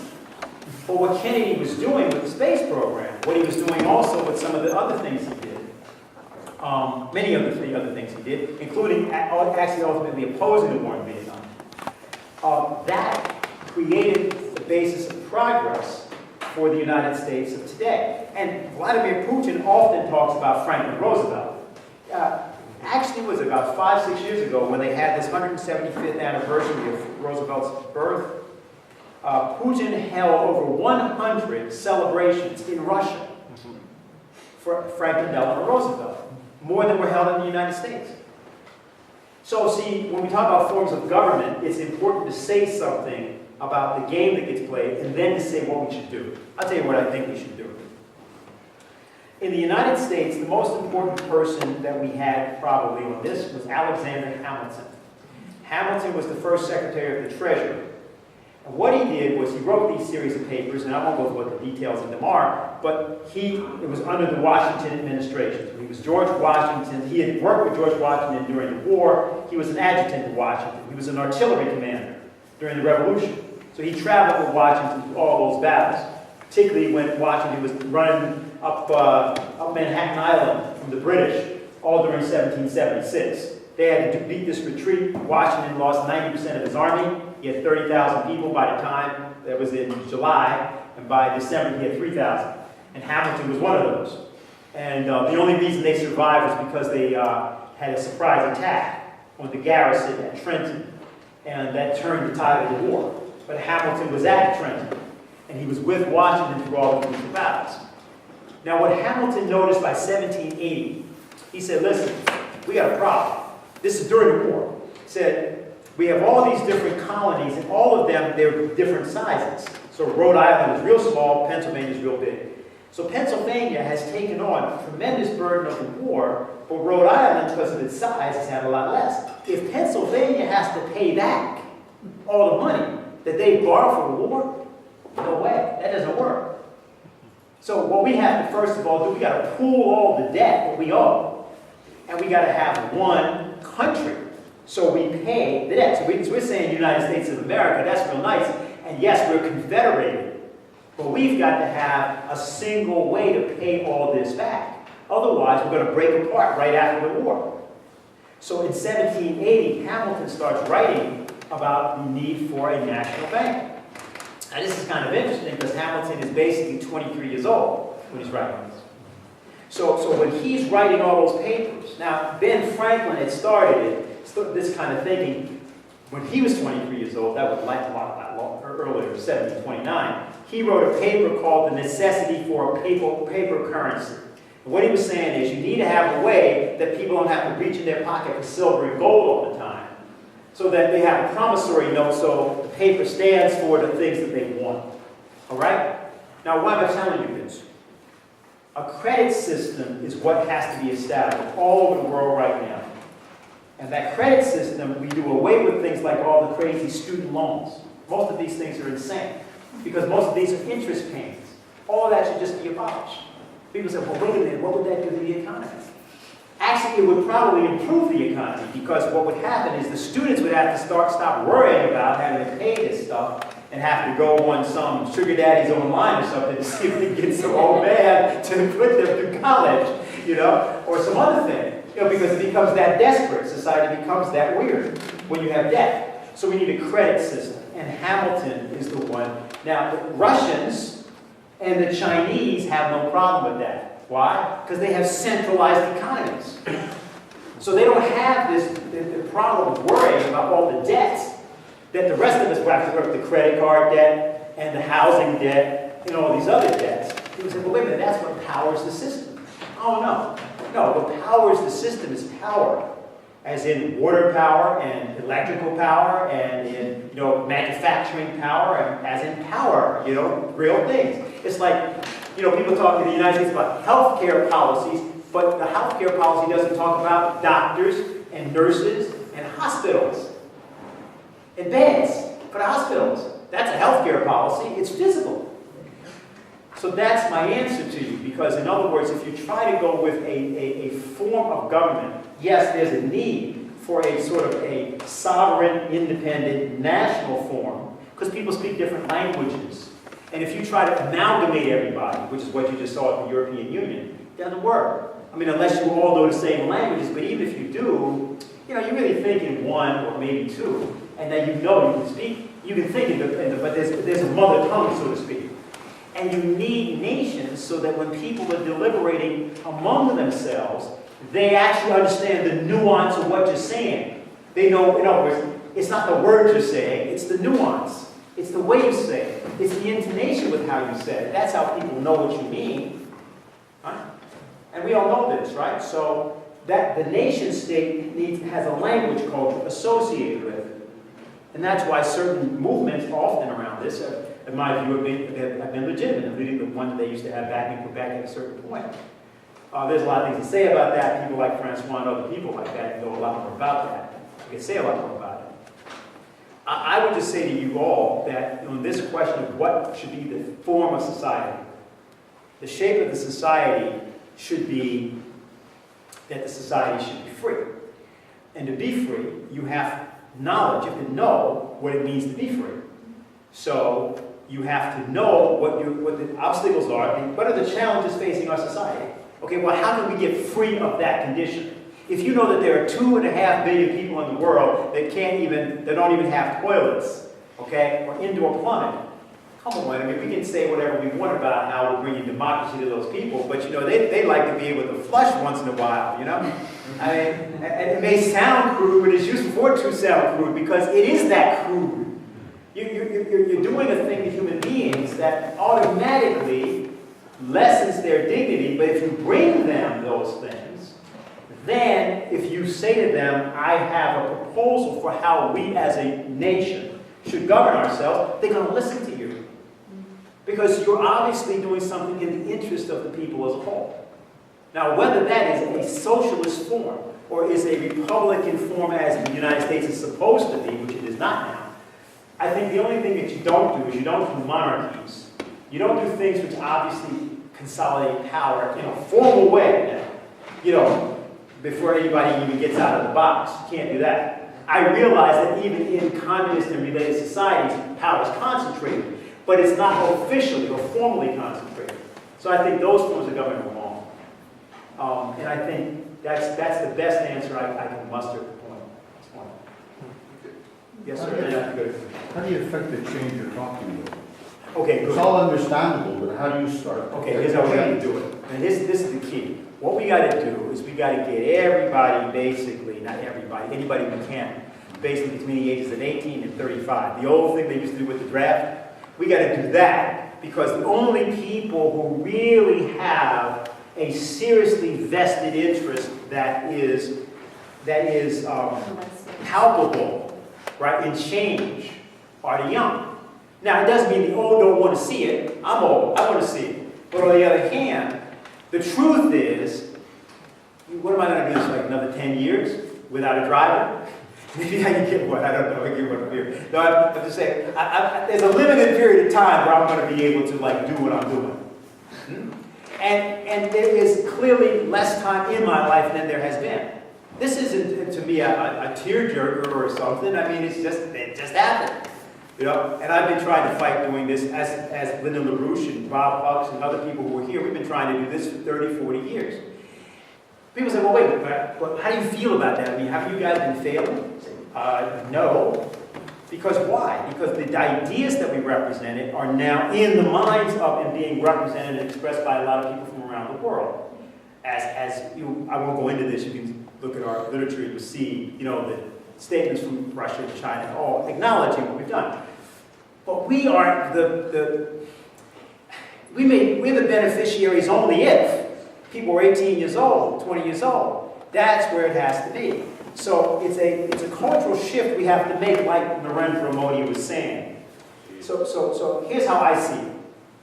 There's a title, only the title, I like it, the book I mentioned before to some people, Project for a Revolution in New York. You know, the city of New York has 50 million people that come through it every year, tourists mainly, but also people from around. So if you're in New York, if you're on 59th Street and Broadway, you get the whole world. Everybody's coming by. Okay, so since the UN's there, and the bad guys at Wall Street are also there, you can use the fact of that intersection, that global intersection, to make a change, not just by, let's recruit people in New York. No, you use it as a point of reference, a fulcrum. And I would propose that we do that between Montreal and New York, for example. Or even between, let's say, Chicago and New York would be nice too. Or Paris and New York. That's existed for a long time. People have been doing that anyway. But that's the conception, because why? See, there are things I have no idea about that are happening either to be in Russia or other countries, which are extremely important for all of the rest of us to know. Important developments, whether it's in science or technology or culture or whatever. I don't know what they are. But the people from those countries do. And if they interact with people who are 16 or 17 years old, who are from my country or other countries, see, they can together, right, make an alliance that can supersede the old bad ideas of people like me, who may have bad ideas not because we intend to have them. We may just have bad ideas because we've been around a long time. You know, as they say, memory almost full, right? So to flush that out, you need very young people because they don't start from the premises you start from. So the disappointments you've had in your life, which have been real, for example, or like, you know, a lot of our people went to jail with Linda LaRouche at a certain point. My wife was indicted with him. She was on probation for 15 years. All the charges were dropped. But the intent was to try to crush her, crush me, and others of us, right, by doing that to us. Therefore, there are scars that has, whether you're aware of them or not. You can deny them. But you know, young people who didn't go through that were just, well, why don't we just do this? Why don't we make this change? That's what we have to do. And that's the only efficient way in a short period of time to effect change. Do we have to do it politically? Yes, I'm going to come to you in just a certain. Yes, but the nature of politics is the sense of the future that these, you know, I saw this thing. I shouldn't have watched it, but I stayed up last night watching this idiot thing on CNN. Because it was wild. There was this hour-long show about these young women who were doing this thing I mentioned. I was completely knocked out. Because they just conclude, look, there is no way out. I mean, there's no future at all. I got this young guy, he's taking me out, and he can't even buy dinner. This is terrible. Right? So now they find themselves, they have to consider doing something which was being done for a long time anyway. I mean, this has been going on for time immemorial.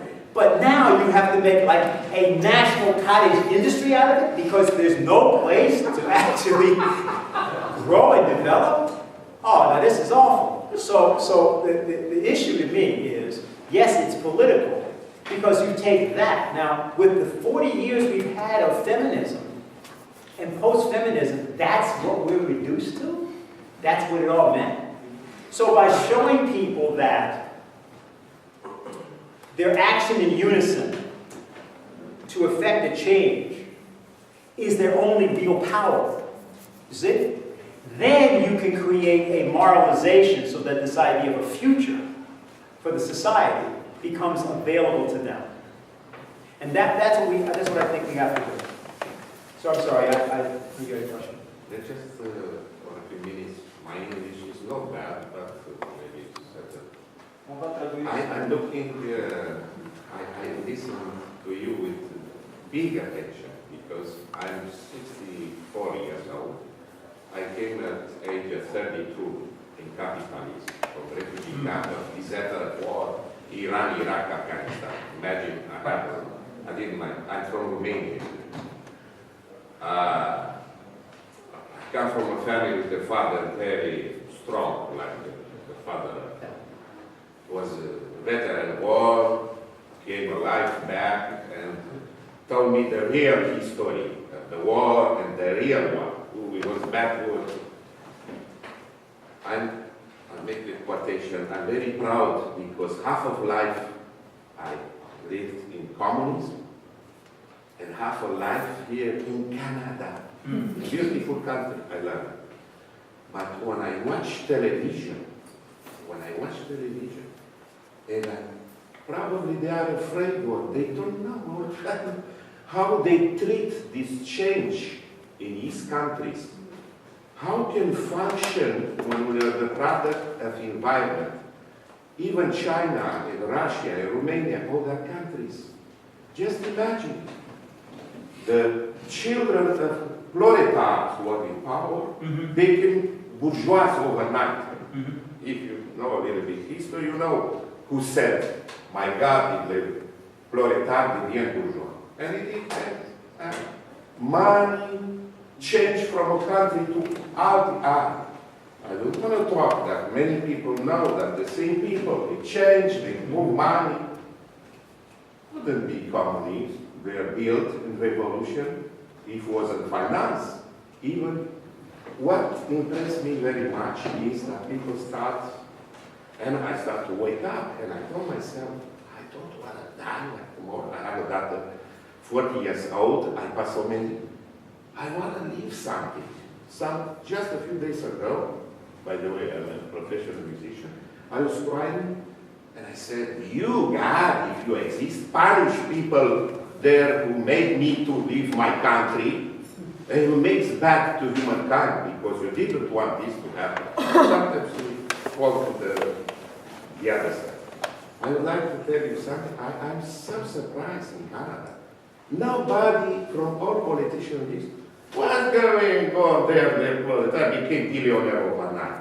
A billionaire here or a millionaire. There are people who work very hard. They work hard for this money, even if they make some this money. And they came overnight, billions and billions of dollars. And you can say nothing. I give an example about the Romanian president. I'm not afraid. I'm afraid of him and myself. But I love my parents who are my gods.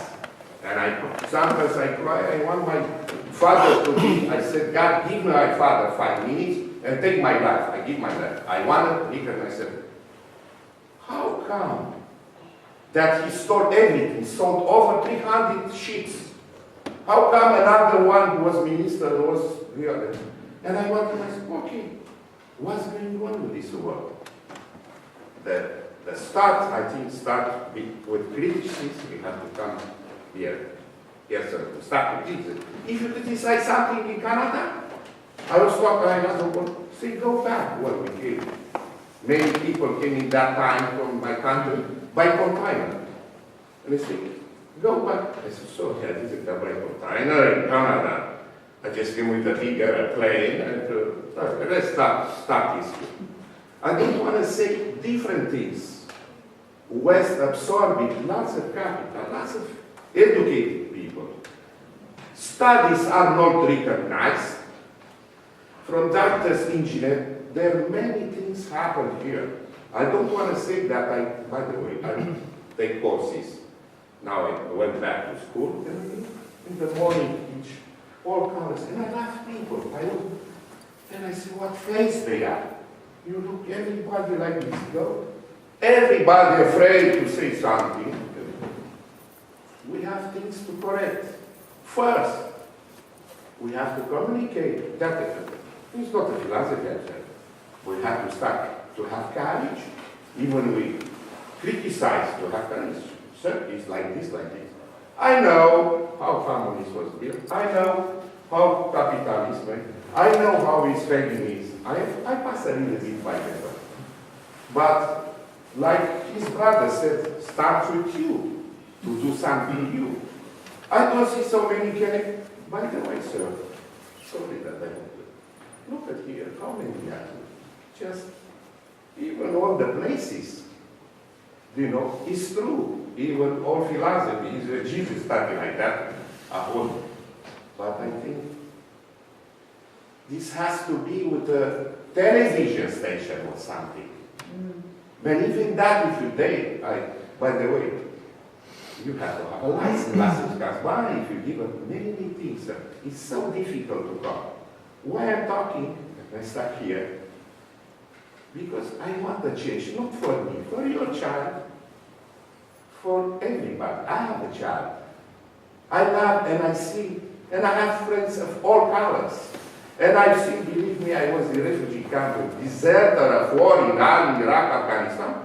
And the Canadian government sponsored, brought me here because they saw that I'm a good citizen. And I work like crazy, and I have nothing. When I wanted to fight, because I don't want to say I was in court 2.5 years because somebody wants money, and then the judge was so smart. He said, sir, go. And I listened to the door of the judge told me, do you know what means this guy, if he sued the town or you, with his courage and his sincerity? There are so many things has to be correct.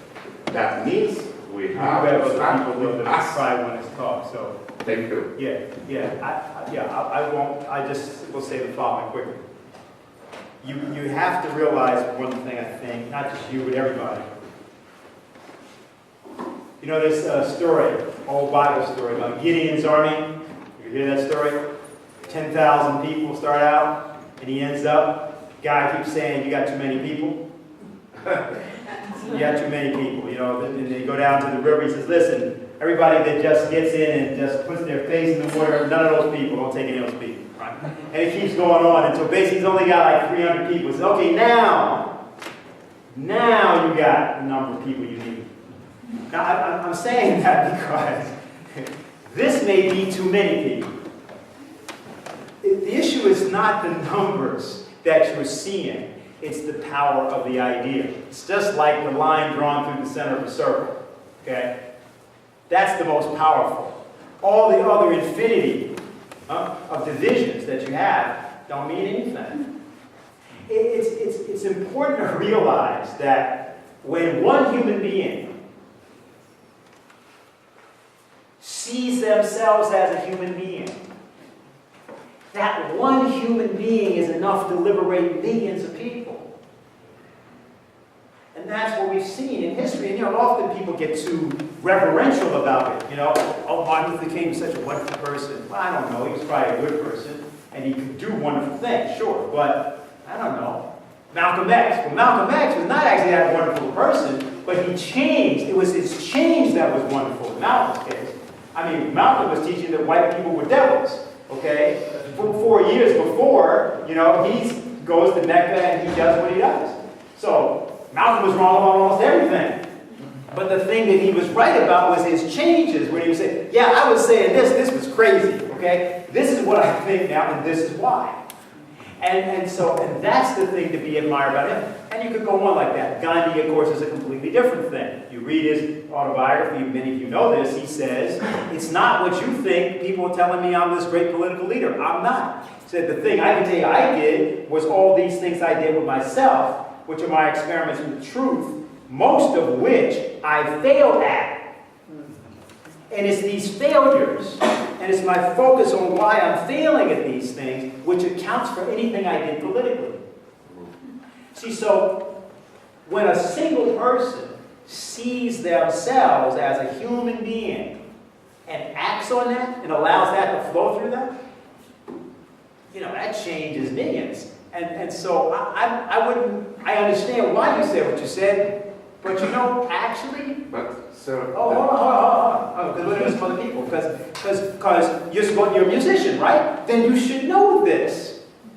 See, when a string quartet is playing, everybody ever look at a cello, violins, right? They don't look like a guitar. A guitar has frets. It tells you where you put your fingers, kind of, right? Can't do that on a violin. Can't do that on a cello. Can't do that on a viola. So how does the string quartet know how to play in tune? They're not just playing in tune because they were trained to play the violin or this. The four of these people have got to be in tune. And the intonation and how they play has got to tell them where the piece is going. And they develop within themselves their own tuning to not just the piece they're playing, not just the ears of the people they're playing for, but the medium through which they're playing, the actual air in which that they're causing to vibrate. They got to have this. Now, what do? Do they sit and think about this? No, they play. And they get used one to the other, right? Now, so this is a quartet. So these people can convey the message, right, that's on these pieces of paper, these dead pieces of paper with these funny little scratches on them. They can make this come alive. And they make that violin, they can make it dance. They make this dead wood and the dead string dance. Because what they do is they make them sing. Now, what's my point? The idea is that inside of every human being is an instrument. Every human being is an instrument. And the issue involved is merely to discover how that individual is capable of expressing through his voice what is in my or other people's minds or souls, if you want to use that term in this case, how that expression plays inside of my mind. That's what they're doing. See, we don't really, when I'm speaking right now, you're not really hearing me. You're thinking faster than what I'm saying. You'd have to be. Otherwise, how could you even interpret you'd be behind the curve of what I'm saying. The actual words, in other words, are actually not occurring in your mind. You're not assimilating what I'm saying and sort of taking it in, soaking it in, and then turning it over in your mind, and now you're registering the phenomena, the vibrations of the air and all. That's what scientists say. That ain't what's happening. The communication is more than instantaneous. So what I'm trying to say is that can't be possible unless the ideas I'm talking about are somehow already in your mind. So the notion that somehow I know this and you don't know this, that's got to be wrong. Now, I may be saying things that are wrong, you see, and you can, criticize that. But the notion that you're somehow behind, I'm the stimulus, you're the response. No. Can't be happening. Can't be what's occurring. You say, well, that sounds mystical. Yes, but what I'm trying to say to you is that it's only mystical because we don't know what it is. It's not mystical because it's a mystical process. And I'm suggesting to you that this is the change we have to have with communication among our people. So that they don't think there's a leader and then we're all following. No, we're all trying to figure something out. We're going to let someone lead. Someone's going to speak for us, yeah. But that's only because they're being given that authority by us at that moment, because they can resonate something more transparently than the rest of us. But it's all of us talking if it's true. Now that's when you have society in forward motion. And that's when people will trust leadership. Sometimes, of course, people make mistakes. But my issue in saying all this here is change is straightforward. There's never a problem with change. You don't need numbers for change. You need to change.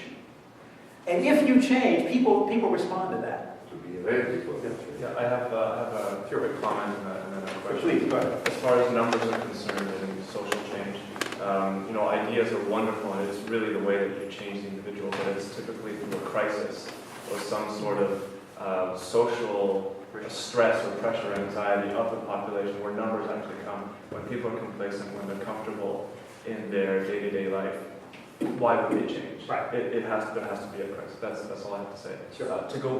To go back to the thing that you're talking about, the hospitals and the toilets. It sounded like, I'm not too familiar with the Bush movement, but it sounded like you were talking more about having a resource-based society of some sort, and the political structure wasn't as important as far as having the necessities taken care of people in a society.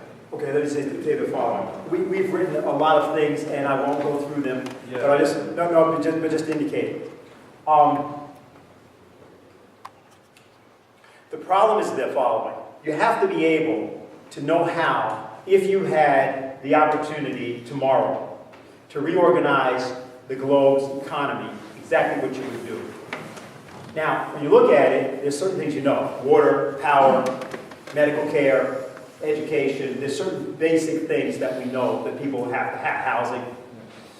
Okay, for these things, many countries and many states and countries have already done plans, programs, policies. They have this. Right? Now, the problem, though, is you need a workforce to carry that out, and you also need credit for the purpose of getting the raw materials, refined materials, and then what's called a bill of materials of what you need, and then a process sheet, a bill of consumption for your workforce, these things. Now, many people who've done planning have tried to figure out the following problem. How do you know when you invest a, quote, certain amount of money, we'll go back to this issue, that you're going to get a certain physical result? Well, the answer is you can't know from the money. All you can know is by having a flow of what's really called credit, which is not the same as money. It can be related to money. You may monetize credit.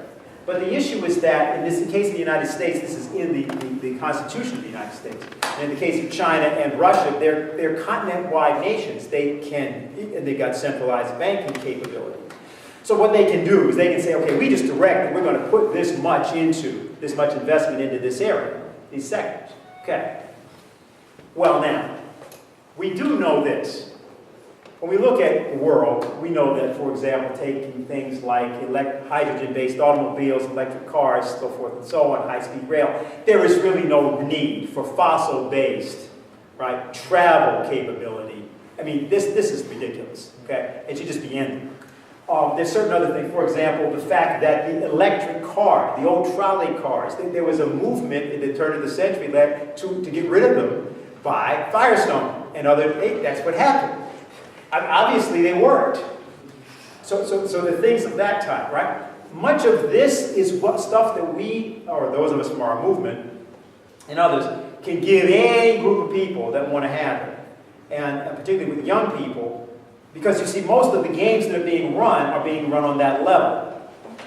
So, and that's something we would do in another form and also in individual discussion. So, just to say, normally, that's like what we would be talking about, what we do. That's the programmatic side of things.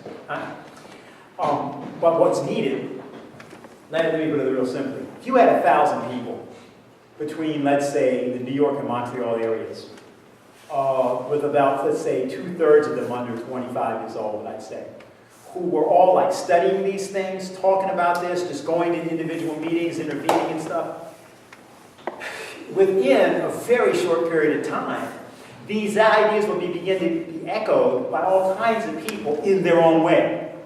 See, they won't actually repeat what we're saying, They'll say something completely different or related, but it will sound completely different. That's good.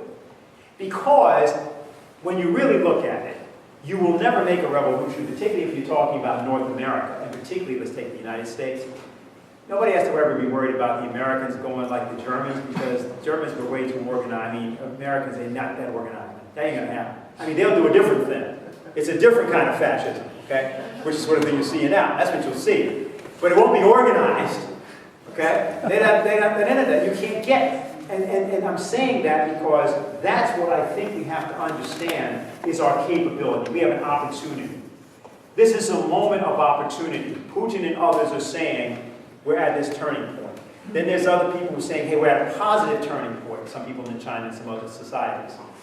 I referenced this thing with Barack Obama. I didn't go through it. I think if you're here, you must know what we think. We're saying he should be removed from office. But what are we really saying about that? Yeah, that might happen. It also might not happen. The real issue is to neutralize the policies with which he's associated himself. Apparently his entire life. So, boom, that's all. And the way to do that is you must activate the people. And the people is not a particular party. Forget that. That's a completely dead end. It's a form of dialogue and discussion and action based on that. Whether that means we go to other people, demonstrations, we do things like that, whether it means conferences, whether it means intervening in elections. There are many different forms it can take, but that's got to be the direction.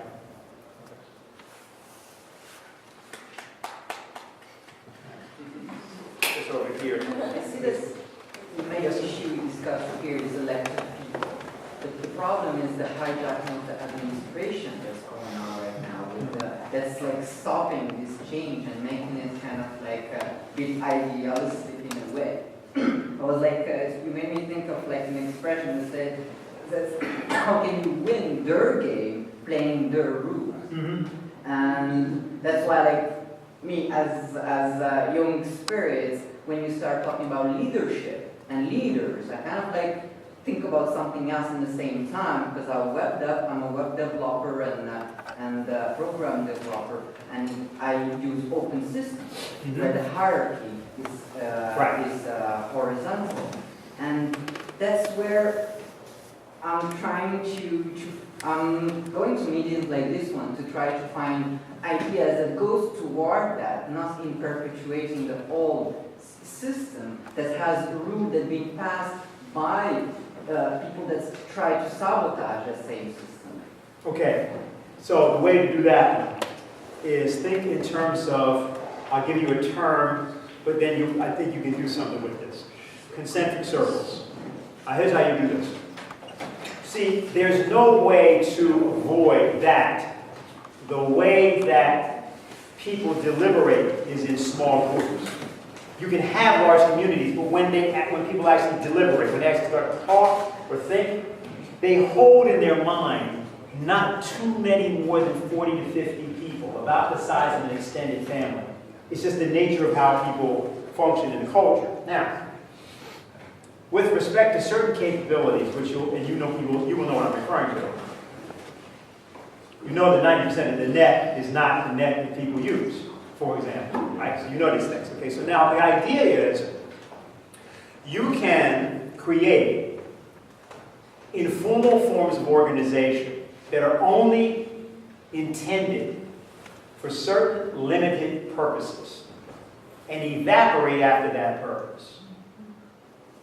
Now, the way you do this, all right, if you take a certain principle, certain idea, let's take something very simple. Right now, there's 28 pages in a document, right, which was this Senate Intelligence Committee, right? Now, what it was is this talks about Saudi Arabia, and Saudi Arabia's role in 9/11. Now, here's what people get into who get this messed up. They say, wait a minute, but we don't even know whether 9/11 happened the way they're saying, and the fact that 19 hijackers, and whether that was all just false flag, blah, blah. Yeah, that's true. We don't know. But here's what we do know.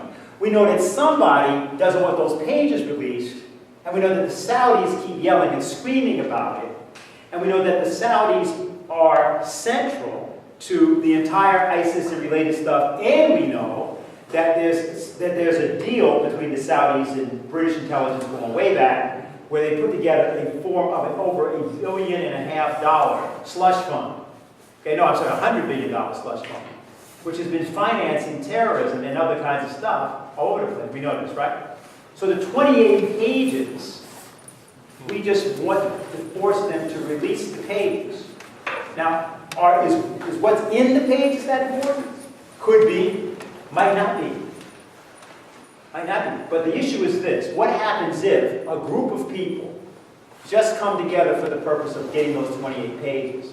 They force the pages out, and certain other things the rest of us know are true now are able to be discussed because people have the 28 pages. Let me explain what I mean. See, we know British intelligence was at the center of what happened on 9/11.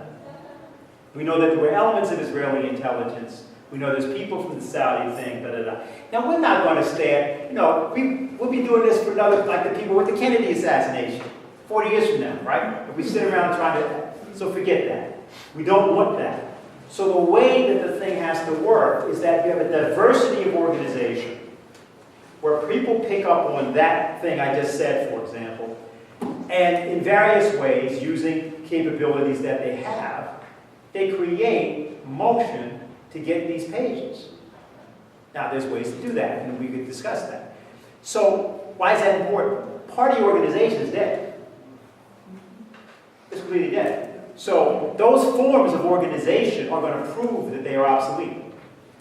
If you're going to change the society today, you will change it in ways that I would say to you, if we were talking, and we may be able to do that afterwards, ways that are congruent, let's put it this way, with what you're talking about. The small groups are going to do it. Small groups in nations, 35, 40, 50 people getting together, doing certain things on certain legislation. Some things won't be that. A lot of things won't even be in the realm of legislative work. A lot of stuff's going to be social action. And so that's where we are already. I agree with you on that, and I would just say there's more that we could discuss. So this may look very top-down. It does have that. But from the standpoint of implementation, it's very horizontal.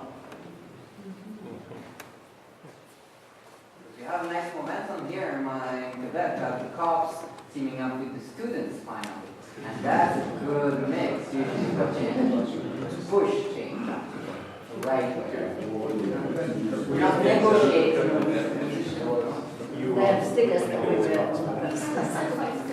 I know, but you just get the people may also, just let's ask them what they want to do. What, you should just intervene, just ask, because I don't know. You know, if there's still questions, great, I'm fine, but I don't want to Well, there are questions, we can keep having them, but I think if we don't, then we can disperse in small groups and break the top-down structure and go to the table, grab material, get subscriptions, or to organize your friends and continue this process to the next day and every day forward. Any other questions or comments? I mean, I'll just say a couple of things in summary, maybe. Here's what I'd like you to do, especially coming off that last exchange. And just anybody has other things, I have no problem talking about whatever. But I just figure, hey, it seems like we reached a certain inflection point for people. So let's say a few things. Okay, so our organization has been around a long time, but it's going through a certain transition. Lyndon LaRouche does these webcasts every week. You can look on there and see his point of view, what he's had to say, and how he's advanced certain ideas. There are people in different countries that have really come around and they converge on a lot of what he has to say. What I think is important for all you right here to think about is, let me give you a simple game, and one that you can do something about. Here you'd have to talk to Bob Hucks about this. Then there's another kind of game you have to talk to Matthew about. But two games to be considered for Canada. There was a game around thermonuclear power. It started getting played in the 50s. It was already known when they built the H-bomb, the hydrogen bomb, that the next thing that would be done would be to convert that to energy for peaceful purposes. But if that happened, the problem was fossil fuels were going to go out the window. There's going to be no need any longer to argue about oil and other things. So what was done was that Eisenhower, when he was president, tried to outrun the military-industrial complex of the United States by a program called Atoms for Peace. But he was unable to outrun it because he was trying to do it from the inside, and it wasn't going to work. It couldn't work in that way. Nuclear fission power was then demonized as the enemy because of the waste products that it does in fact produce. But that was never the intention. The intention was thermonuclear fusion from the 50s. So then the environmentalist movement got developed for the purpose of focusing everybody on nuclear fission and what was wrong with it. And many of the things that were being said were right about what was wrong with it. And the fact that you now have plants that are 70 years old, which you don't need 70-year-old nuclear power plants. Why would you do that? You could have rebuilt and built much better plants, etc. Now, so some people understand that, like Paul Morris and these other guys sort of who used to be environmentalists that came around. But what people don't understand is what the game was and is. The game is that, see, China's going to develop that. Russia's going to develop that. The only places it won't get developed are here. What's happening is that the whole focus on energy and power, which is geostrategic as a world as a whole, is money. The manipulation of money and debt. So it's debt which is the issue, not even money itself, not even making money. Making money is not what they're about. It's about the manipulation of debt to manipulate all the populations of the globe. So now there's a case where, particularly you should talk to Bob Hux, those of you who are interested in this, because this is something we can do a lot about, because there are people moving in the opposite direction toward thermonuclear fusion. I'm saying you need a hydrogen-powered economy. The electric car thing I already been talked about. Magnetically levitated trains. You go out of the entire consumption of fossil fuels. So that's one game. A second game is you need to know the history of how police actions were done in Quebec, going back to the time of the Parti Québécois and that whole thing in the Trudeau period. The reason to know this is, it's like that game that they were doing in Ottawa. We happen to have been in Ottawa days before. And then the game starts. And the game is about getting Canada fully committed to what's called the Five Eyes policy. But the Five Eyes is itself, is shorthand for something else. Think of what it is. It's New Zealand, it's Canada, it's Australia, it's England. What? Commonwealth. Yeah, right. Or what used to be called the English-speaking Union, as they used to call it. See, these are racial theories going back to Cecil Rhodes. That's what this stuff is all about, right? Because in Cecil Rhodes' last will, his notion was always to reincorporate the United States into the British Empire, which he says in there. Just get a copy of his last will and testament. There's several of them he wrote. But that's what he was always doing. That's what this all is. Yeah, I talked to you a lot about the United States, but notice I put Bertrand Russell, Julian Huxley, Aldous Huxley, S.I. Stark. Why? Because that's what the truth is. The Americans were manipulated, yes. I don't mean they're guiltless. I just mean that they were manipulated, like the Babylonians manipulated the Persians back in 550 BC. That's how the Persian Empire became the Persian Empire. They were the martial lord, but they were not the people making up the ideas. The ideas come out of London, the muscles from the United States. So this is a second game. So I'm giving you these two examples, but you should talk to Matthew and you should talk to Bob, because these are things that we need to think of ways that we can counter. Just as two examples. So I want to thank everybody for coming. We're doing an event down in New York City on Saturday, this coming Saturday. I want you guys to come, anybody that can. This is a specific event. Happens to be celebrating the 30th anniversary of the fall of the wall.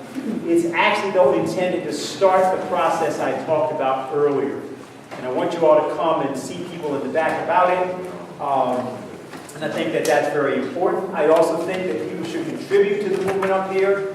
If everybody here gives a small contribution, that can be $20 or whatever it may be, that all helps. Maybe some of you guys are doing more. But the notion is, just by having a small amount of money and a small amount of resources, we're able to power this process. And I think what's important is get the student side of it particularly revved up, so that what we can do is get not just the new generation of people. You always say that, you need a next generation. No, it's not that.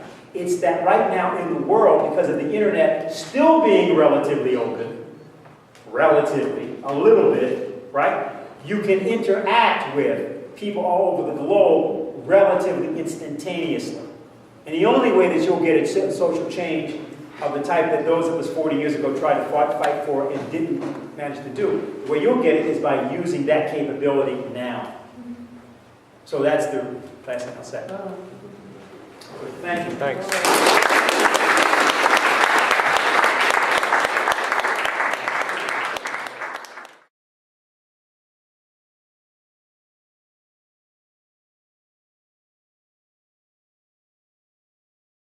Longer. They used to have on the back of your Sunday magazine a thing called the Book of the Month Club.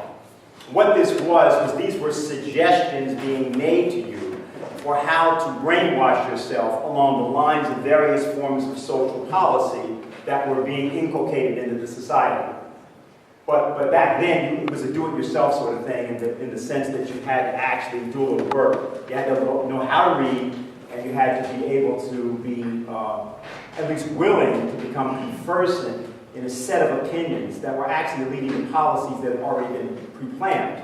But you were now going to think you were initiating by your having read something and independently come to the conclusion that you disagreed or agreed with that particular set of ideas. So 50 years ago, you would see on the back of the Book of the Month Club selections, Oswald Spengler's Decline of the West. And if you happen to be unlucky enough, as I was back in that time, to believe the things that you were told to read, then you got his book, and you read his book. And you became very upset because you were being told that there was no choice. It was simply going to be the case that Western civilization, of which you were in some fashion connected, was definitely just going to disappear. Just going to happen, and it was going to happen in some dramatically obscene way over which you had no control. There are people in the world that plan these things, or design these things, or think in these terms, and sometimes you can't exactly blame them, because you have to understand that if you think of yourself as a species, as an animal species, then it is true that your history, your culture, your outlook is limited, and it is coming to an end, and it is ignominious, and it is obscene. This is an individual who sometimes confuses some people. His name is Bertrand Russell, was Bertrand Russell, lived for about a century, died in the late 60s, and is often referred to as a great intellectual. He's known for writing a very abstruse book of mathematics called Principia Mathematica, with a man by the name of Alfred North Whitehead. But he's also mainly known for over the past half century as a sort of precursor of the peace movement, and in one sense the environmentalist movement and many other things. What I'm going to do at the beginning of our presentation is I'm going to show you a set of pictures of ghosts. Ghosts that haunt you. See, people like to have parties on Halloween, but they never consider that they truly are haunted. And that their every day, their every waking minute is actually shaped by ghosts. The shadows of forgotten ancestors, good and evil. And if they were to know who those people were, they might actually begin to comprehend why they feel so bad about living at all. And I take this up because across the world, so to speak, in China, in India, also in Russia to some degree, and in some other countries, in Argentina also, people don't feel this way. People in those countries increasingly believe they have a sense of an optimism about the future. But in Europe and in North America, no future societies. Societies where young people, particularly young women, for example, there have been various specials. You can look at CNN and stuff. Silent, and no drinks, no food allowed because of the conditions of the premises.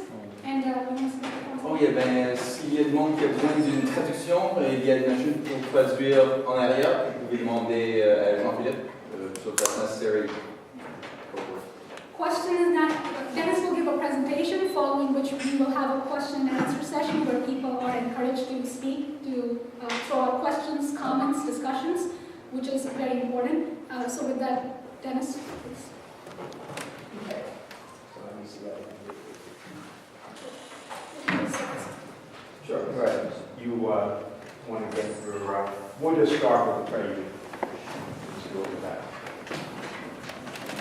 So what we're going to try to do today is give various of you a reason to change your lives.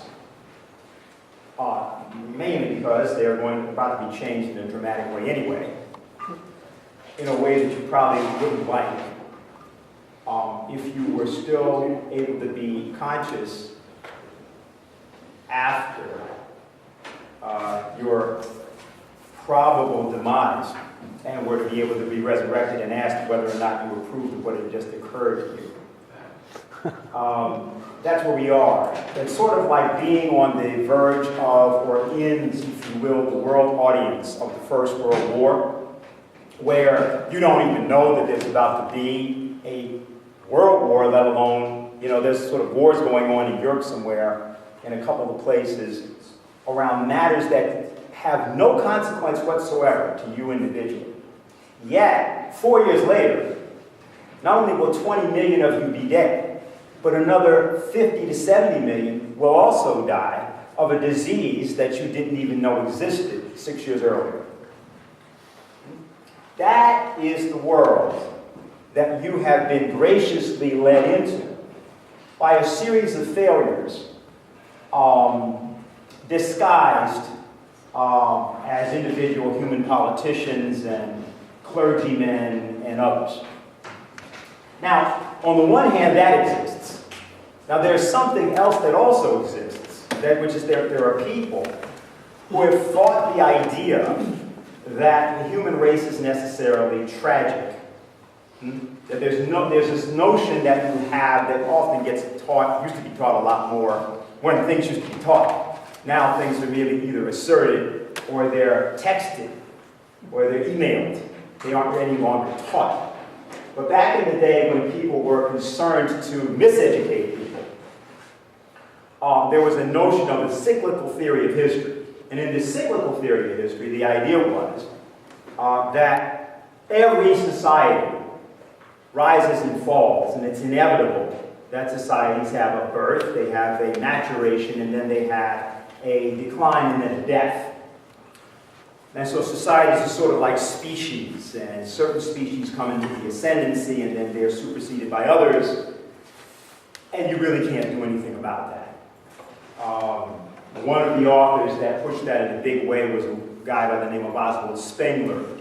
And he wrote a book called The Decline of the West, which back 50 years ago, 60 years ago, you used to see on the back of all the Sunday magazines. Back in the old days, before there was Parade magazine and all these other things, where people can't read, and to make their numbers stable without help of war and pestilence.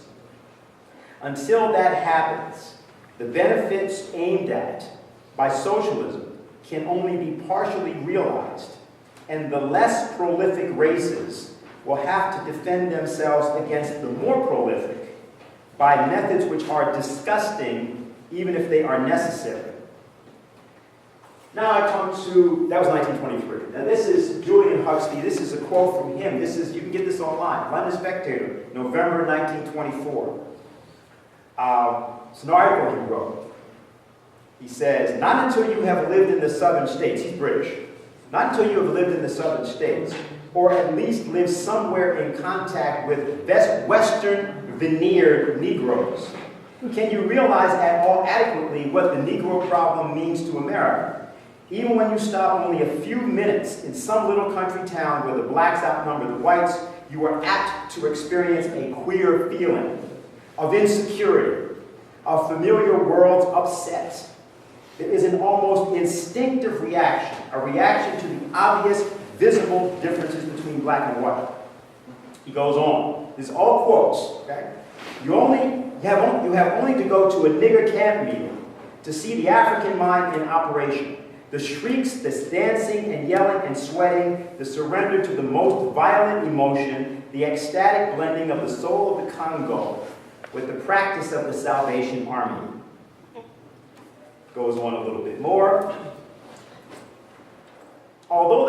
not wholly settled, most biological authorities, such as Davenport, I'll tell you who that is in a minute, believe that which we should a priori expect is actually true. Namely, that Mendelian recombination of the two sets of factors which cooperatively build up the well-adapted Negro and Caucasian types gives rise to all sorts of disharmonious organisms. To translate for you, that means sex between blacks and whites creates mongrels.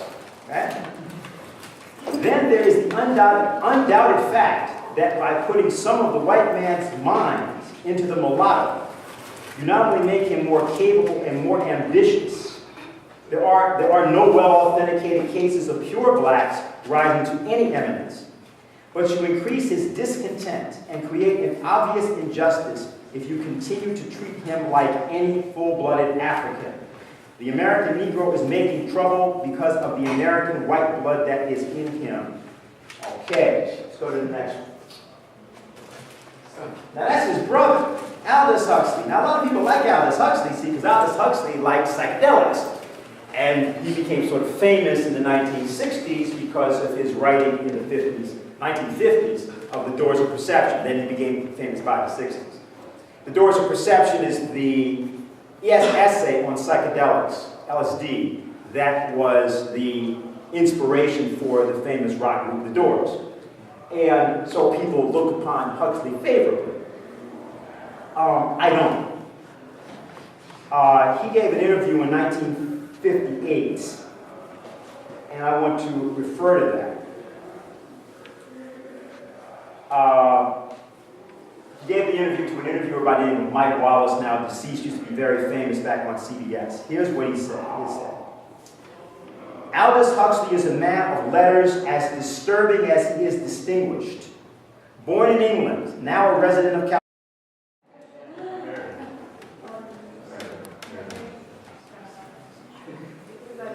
Okay. Well, everybody, welcome to the CRC event, Committee for the Republic of Canada. My name is Matthew Ehret-Kump. I'm a full-time political activist with CRC and the Shoah Institute.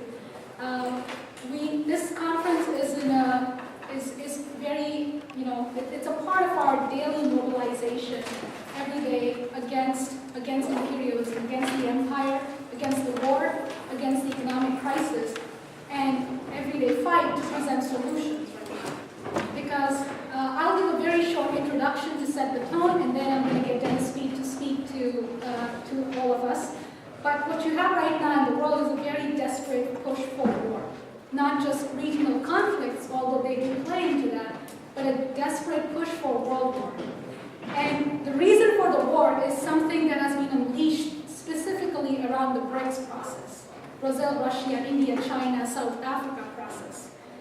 With different projects, different programs like the AIIB, the Asian Infrastructure Investment Bank, the various projects like the New Silk Road, a commitment to make fusion commercially viable for these nations and for the rest of humanity.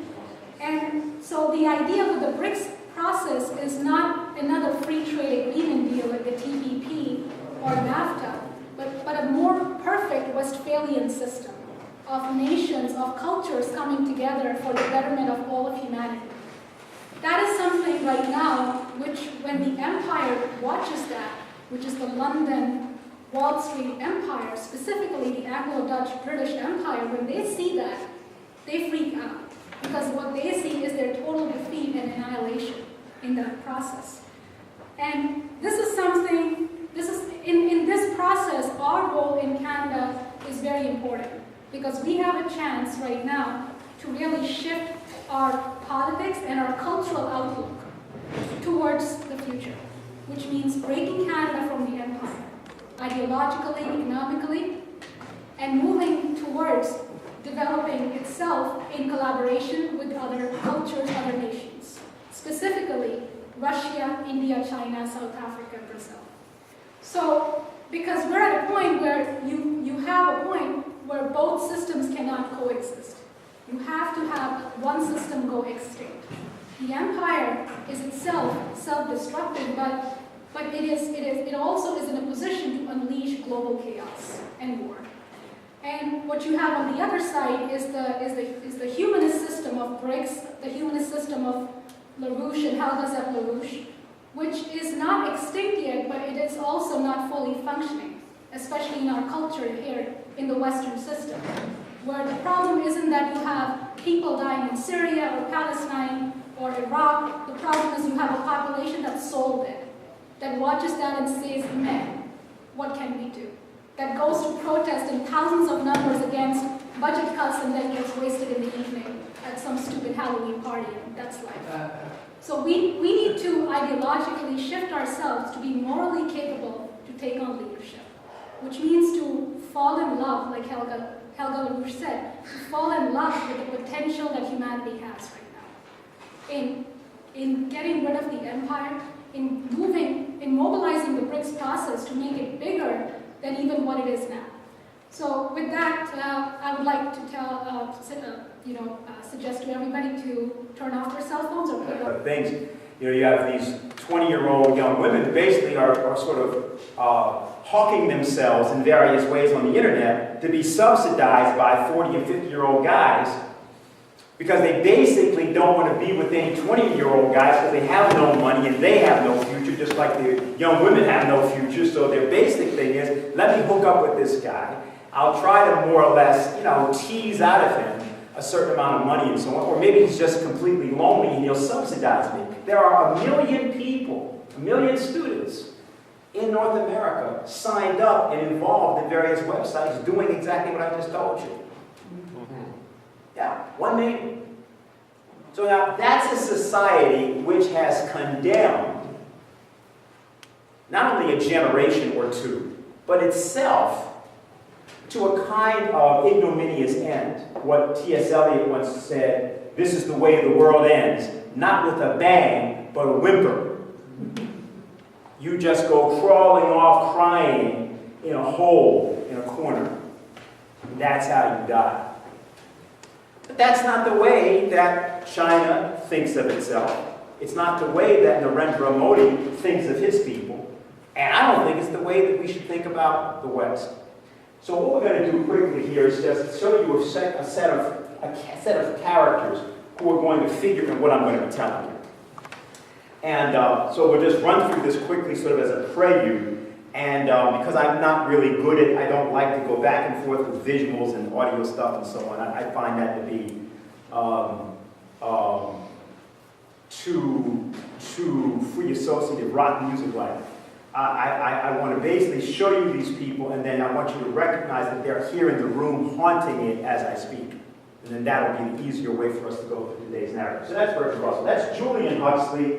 He's the brother of famous writer Aldous Huxley. He was the first head of UNESCO, United Nations Education, Social, and Cultural Organization. Let me just give you a couple of quotes from these people, because I just want to have a sense, give you a sense of something that we're going to be discussing.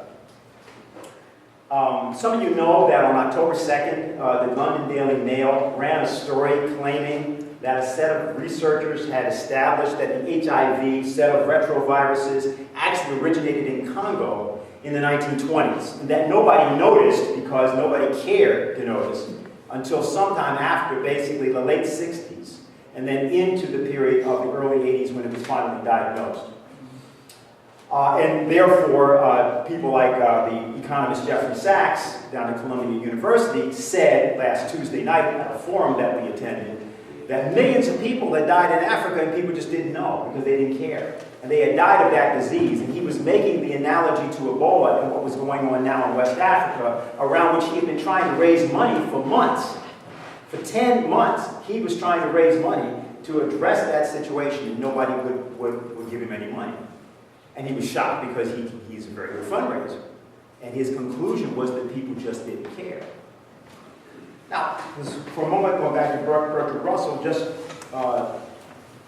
he had, back in 1923, wrote something called The Prospects for Industrial Civilization. And I want to here do some quoting of people, not to be boring and not to sort of even prejudice the situation. I just want you to hear some people speak in their own words about a few things. He said in 1923, the white population of the world will soon cease to increase. The Asiatic races will be longer and the Negroes still longer before their birth rates fall sufficiently